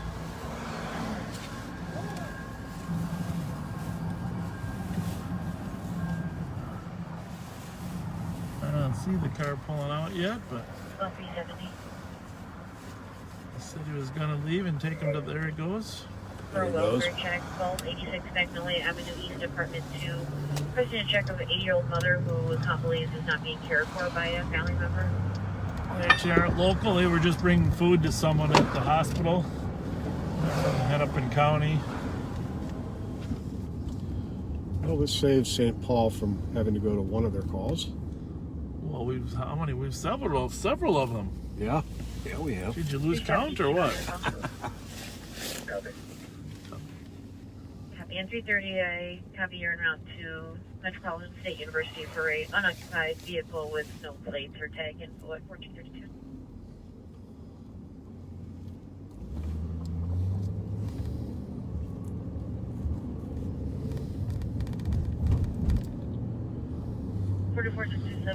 Clear that one, huh? Sure.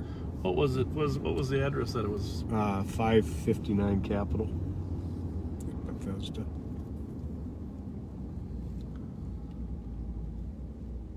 Fix that one in custody. One custody. 1432. 2400. You can clear the Bethesda Hospital call as assisted.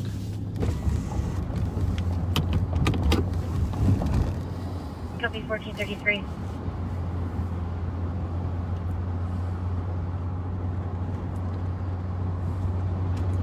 So we are westbound on University at Farrington. And actually, it's kind of ironic because they would have it, of course, that was a Somali father and son that were Bravo 543, I'm EOT. We're having that verbal conflict. Turn that down just a hair.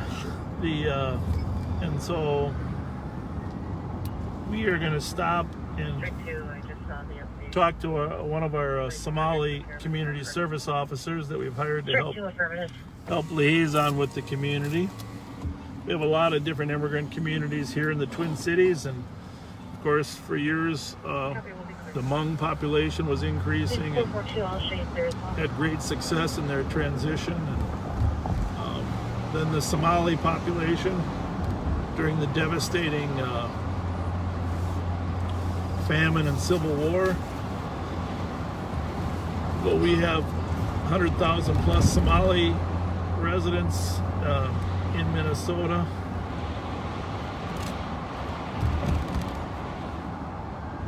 So we attempt to really keep good relationships with our new immigrant.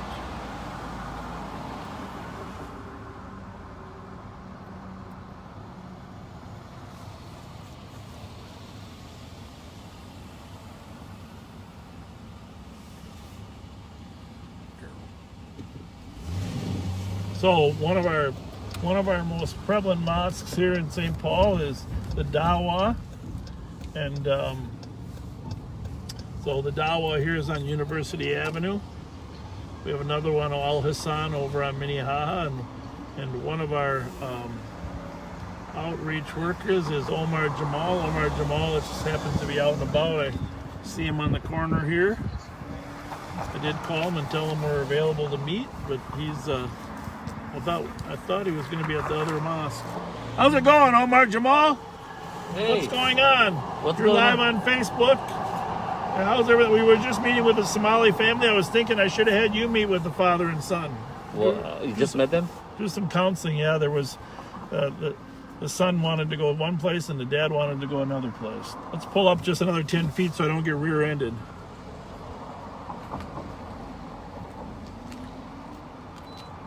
So anyhow, how many mosques we got in Ramsey County here? We got Al Hassan, we got the Dawa. What else we got? You're counting with your fingers? 8, 10. 8 to 10 mosques. Yeah. Yeah. So anything new we should know about? I need a mask like this. Yeah. We can get you one, yeah. But what else do you got to say about what's going on in the Somali community? You know? Well, everything, I guess. We had some Oromo issues, and they were protesting against the Ethiopian government. Yeah. They think they had one of their people assassinated. Yeah, a singer. Oromo, now just for our listeners, Oromo is not Somali. Oromo is really an ethnicity or a clan that dominated South Ethiopia and part of the part of Somalia, but not really much of the Ogaden, but mostly South Ethiopia, Yeah, correct? most of South Ethiopia, yeah. But a lot of Oromo people, so they learned how to protest here while they were here, and they do a pretty good job. Yeah, huge. We have that issue. We have now young Somali guys, 15 to 25 years old, loose on the streets, snatching purses from people, committing a very petty crimes, and that's increasing too. So yeah, and thank you for being willing to admit that, because a lot of people like to go in denial about some of these immigrant kids are not doing well academically, and they're looking for another social network, and they're forming Somali gangs. Yep. Correct? That's another issue we're dealing with now. Yeah, that's probably one of the most important ones right now. Yeah. So I used to follow you on Facebook mostly at night. Now it's daytime. Well, some people don't like to stay up late. Okay. We'll still be doing the telling nighttime us they're ones. falling asleep. We're still doing it on Fridays. Okay. Still doing it on Fridays, and okay, well, the immigrants, especially in Sambal, Ramsey County area, East Africans, Somalis, and Ethiopians, and yeah. Why don't you Kenyans. talk a little bit about the different groups? I was just explaining. We have about 100,000 Somalis in Minnesota, but the Ethiopians and there's a Oromo consulate, right? Yeah. Ethiopian consulate. Ethiopian consulate. Yeah. And the Oromo Community Center is Yeah, on it's right here. Right there. Yeah. Yep. Not far from here. Right. And what else? What else? Somalis, majority of the East African community in Sambal, in Ramsey County, or even in the state are Somalis. We have a few of Nigerians. Liberian community is mostly is Brooklyn Park area, but Minneapolis and Sambal, Ramsey County, Somalis are the majority, and now they are becoming active in electoral. They participating in the election a higher number than before, and they have a very good relationship with the Ramsey County Sheriff's Office. What do we have for elected officials? I mean, obviously Ilhan Omar, but besides her, what else do we have in terms of elected officials? We have five Somali elected officials. Who are they? Ilhan Omar, Mahmoud Noor, he's a House Representative. He used to be in the school board in He Minneapolis. used to be in school board in Minneapolis. Yep. We have Hodan Hassan, she's a House Representative. She is, okay. Jamal Osman, who just got elected to the City Council. Okay. And Fatah, who just got elected to his state senate. He won Jeff Hayden's position. Okay, yeah. Somali guy won that seat. So they're starting to make the transition into politics. Yeah, they're starting to make. In fact, you and I worked together for 10 years on teaching Somali history and culture, right? Trying to help the Somali community, and the Somalis are some of the most politically knowledgeable and active. Yes. In fact, in the first elections that they had, they had like 2,000 candidates. Yes. In 1960. Right. Yeah, the Somali got its independence in 1960. There were 3 countries that had divided Somalia up. The Italians were the predominant one, but then the British and the French. So French Somalia has become Djibouti. British Somaliland, and not recognized yet as a country by the United Nations, right? And then Italian Somaliland, and so it's and some of those divisions are by clan. Obviously, this British Somaliland was more of the Isaac clan. Yeah. So it's an amazing history. And because one of the things that the community is up until now very appreciative is we give them food. We give them thousands of free masks from our help team. From our help team. Donations and also the thank the individuals who donated these, average citizens. We'll give this to the immigrants. We got thousands of cloth masks that were made for the homemade for the high-rise communities. High-rise communities, elders, the seniors. Give them food. Yep. So. Well, it's been a tough time for everybody, and tougher for the poorer and less fortunate. Yeah, So, and how long will you be on till like today, 6? just till 3 o'clock today. Till 3 today? Yeah. Okay. Yeah. Today we're just till 3 o'clock. We'll be back out. I need that mask. We'll get you one. I'll get you a mask like that. No problem. So, anyhow, thanks for your work as a community service officer, and keep working what you're doing. Let's see if we can help those parents raise their kids so they're not out shooting each other or being radicalized. You did a lot of work helping parents not get their kids radicalized. Kids radicalized. So so I will do that and the best I can, and I really I know the feeling of the community, and they look up to the sheriff's office. They have high expectation, and we're trying to do our best. Thanks for saying that. Yeah. Dawood has been helping you. Dawood has been helping us. Dawood's only part-time. You're full-time. Yeah. So Yeah. thank you. So thank you, Sheriff, and we want you two guys to stay safe. We'll do our best. Make sure you stay Well, we safe. got to keep moving so somebody doesn't figure out where we're at. Okay. Good to see you. See you, Omar. Thanks a lot. Take care. Thank you. 1443. So that's just another one of our initiatives to try to stay in contact with the community, help where we can, especially during this COVID problem, but also with the increasing crime in any immigrant community. It's no secret that a number of kids, when they're younger, search for some alternative friend group.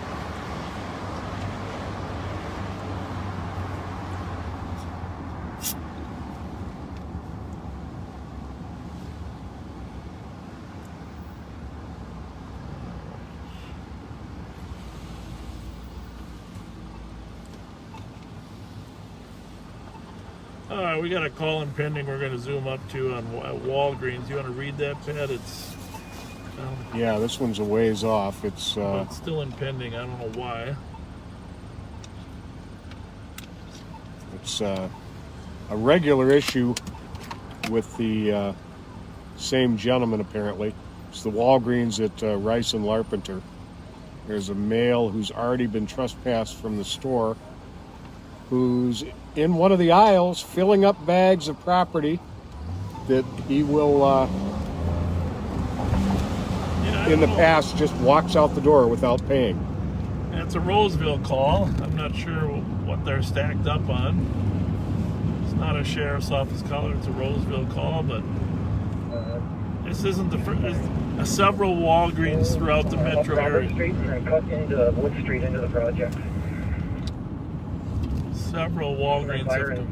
Park where my car is, right by the caves, and come walk with me. We're gonna just zoom around here. Will do.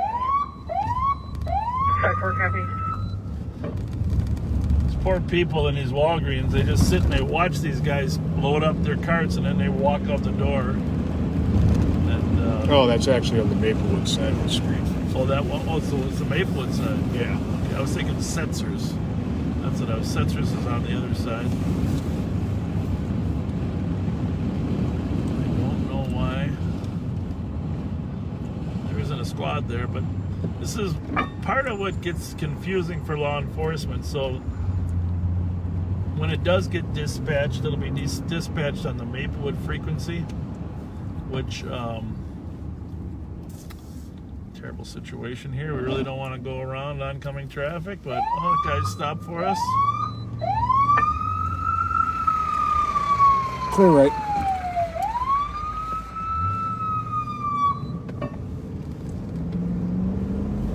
So, if the call does get dispatched, St. Paul car can be right across the street and not hear it.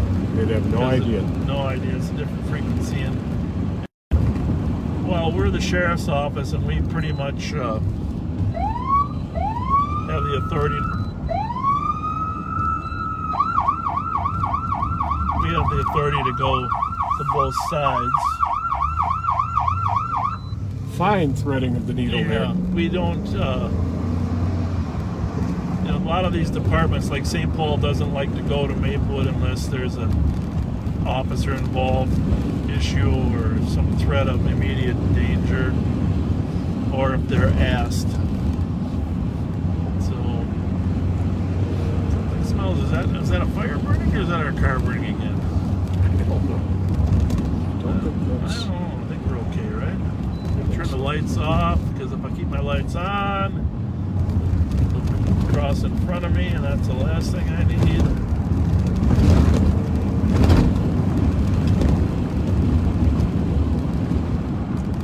One more.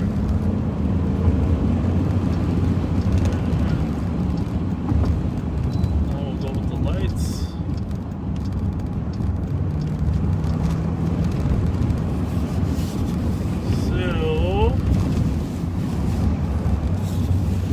If we've had any updates on the call, but I haven't heard any. We're going to turn our Maplewood frequency on as we're going there. Make it the primary in our call. Remember, there's six frequencies.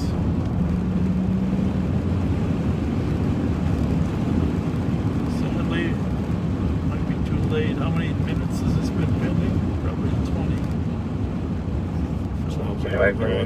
Yeah, about 20 minutes. Have a good night, 1448. However, the suspect in this is going to be a 60-year-old black male, 2163 Van Dyke Street North. 5'8", On a parking complaint for wearing a red four-door sedan, parked facing the wrong way next to a trailer. It is unoccupied. Something suspicious. he's skinny, wearing a black hat, black track jacket, and black pants.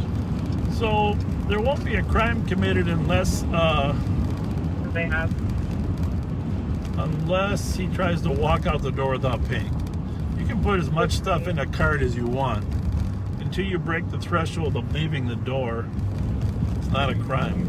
So what we're going to do, Pat, we're going to send you in your plain clothes. Just take a look, see what's going on. Okay.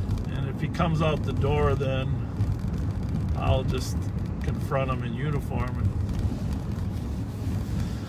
But why don't you give us a call? You know, you got my number, right? Give us a call when you're in there and what you're seeing.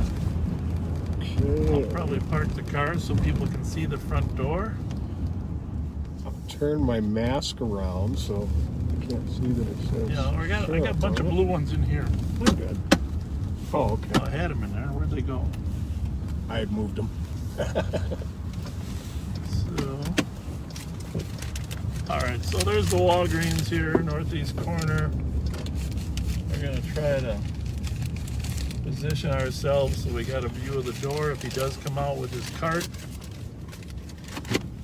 Odds are, in my mind, that is he already left. Copy, you feel for check 856 angle. Remember, don't confront him on your own, but and if I don't see him in there, call us either way. I will call you. Or if you do see him, let us know what's going on.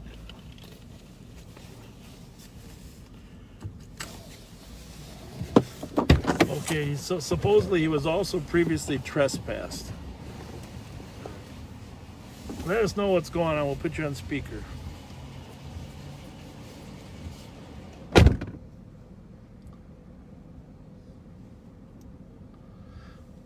I should have told him to get some Swedish fish. There's some form of red candy. It's the afternoon plus, having a little bit of red candy. So anyhow, this corner here, Larpenteur and Rice, is the borderline between St. Paul, Maplewood, and Roseville. A little north of here, the sheriff's office has responsibility for Little Canada. So I'd be shocked if the man is still here. 156. 156. But We're asked for the car now, 146. Copy.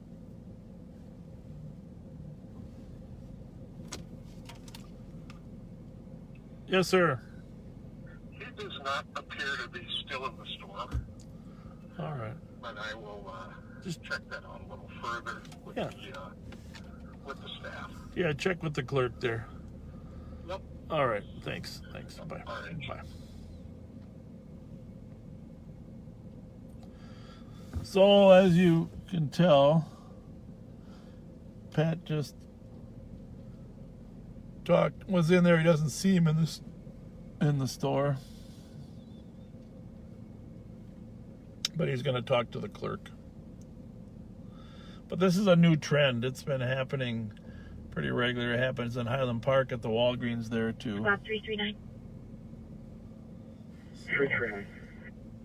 Accident property damage at Minnehaha and 7th Street. Kind of a part of the lawlessness, the general lawlessness that goes on. And if you weren't listening earlier, please take a look at that city council video on Facebook of the Minneapolis City Council. You can tell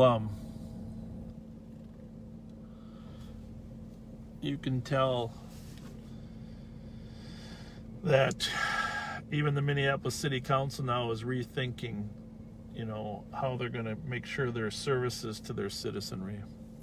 And a lot of people ask, why are there so many pending calls? It's real simple. You have to have enough officers to handle the calls. If you don't, I mean, the calls require detailed reports, sometimes arrests. It's not, you just don't, in our end, we don't write many reports because transporting the dog female to the street guys have to write a lot of reports. 30 miles, 481. So, and here's the other thing is, 1453. Typically it takes 5.8 officers to establish to have one on the street at all times, because you have 3 different shifts, you have vacations, sick time, and all those individual things. So in order to have the right number of officers, for every one officer on the street, you need 5.8 officers in your budget. A lot of people don't realize that. Oh, you got all these cops. Well, it doesn't do you any good if you're trying to cover a 24-hour shift 7 days a week and compensating for, you know, vacation, sick time, holiday time, etc. So not there? Not there. He had left a few minutes ago. He's an ongoing problem there, apparently. He took stuff that he didn't pay for? Didn't pay for. Well, we're going to let Maplewood come and handle this call so they can realize that they have a problem, so they can get there faster next time. And there should be a theft report made so that you can... That's not him over there, is it? Across the street? The bags. What was he, 5'8", 60 plus? I don't know. I don't know. It could be. There's not like a cart with them. Right. 282.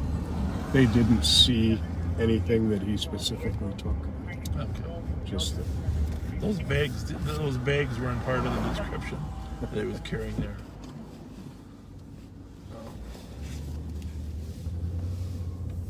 All right, what time is it getting to be? All right, we're gonna give it 15 more minutes. You know, believe me, nobody is more disturbed by the inability to get to calls in a timely fashion than the officers themselves.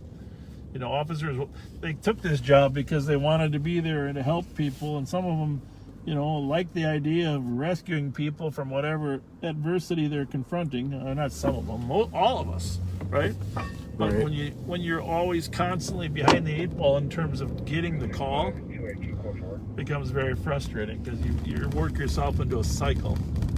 Correct? Right.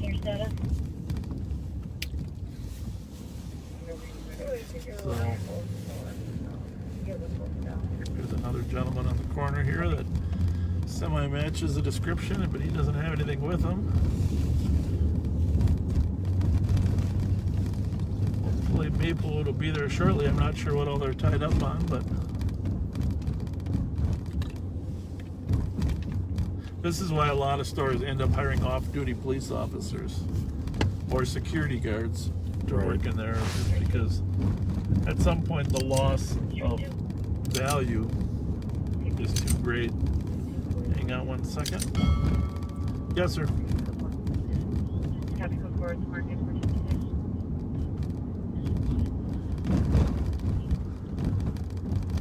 Back to business. I'm still on patrol. What's going on?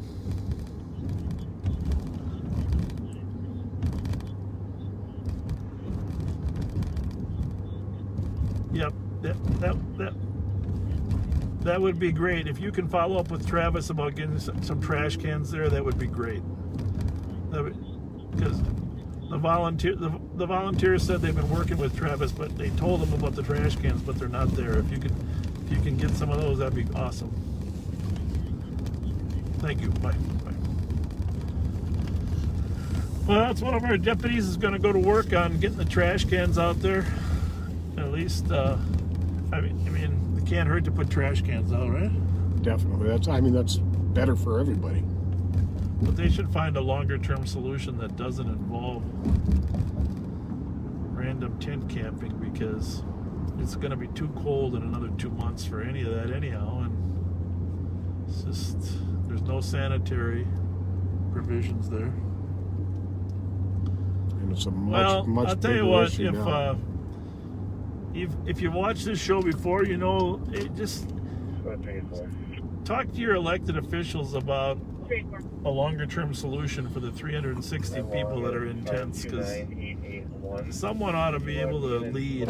It's not in the sheriff's lane. We like to help, but it's either the mayor's office or the county manager's office, Ryan O'Connor's office, or in the state's level. And I know from sitting in meetings for a year and a half that no one wants to take total ownership of it because they're afraid of the long-term financial consequences. But that's not a good enough reason not to address the problem. And by the way, before we go, I forgot all about this, but thank you to all of you that sent emails to the Ramsey County Charter Commission to talk about your preference regarding elected versus appointed sheriff. As you know, there was a meeting Monday night, 2 nights ago, on a proposal from one of the members to make the sheriff appointed instead of elected. I won't belabor the argument now. You can certainly look at the news story that was posted. Sort of my arguments are laid out there to keep it elected, but a lot of you sent emails, over 200 plus in 2 days. It really is a matter of democracy versus bureaucracy. Well put. So that's important. Again, sometime tomorrow, between now and tomorrow, I'm going to put some of those excerpts of the Minneapolis City Council meeting. And here's what I want you to think about. You know, it's easy for us at St. Paul to say, hey, it's Minneapolis's problem. Here's the problem. All of us want to go to a Viking game someday. All of us want to go to a Twins game. I like to eat downtown. Manny's, Capitol Grill. I've been down there. Minneapolis downtown is a jewel of the state of Minnesota. All right? We have to defend the jewels. It doesn't matter where they are in the state of Minnesota. And we can't let the city of Minneapolis deteriorate because of the lack of adequate policing. And so I know the mayor feels this way over there, that he wants to make sure it gets back to, you know, a thriving community. But I can tell you right now, it's going the wrong direction. I know business owners there. I've talked to hundreds of residents regarding their feeling about going to Minneapolis.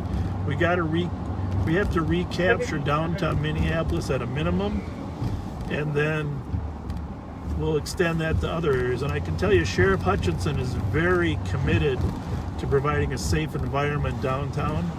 He's a very good person, and he's very frustrated with the lack of some of the effectiveness caused by the Minneapolis City Council. So we have allies over there, but we're all going to have to pull together and say it's time to make sure downtown Minneapolis remains a jewel in Minnesota. And I hope the governor's office is listening to this, because it's not just Minneapolis. We're one Minnesota, Governor, and one Minnesota means that Minneapolis is part of us. Absolutely.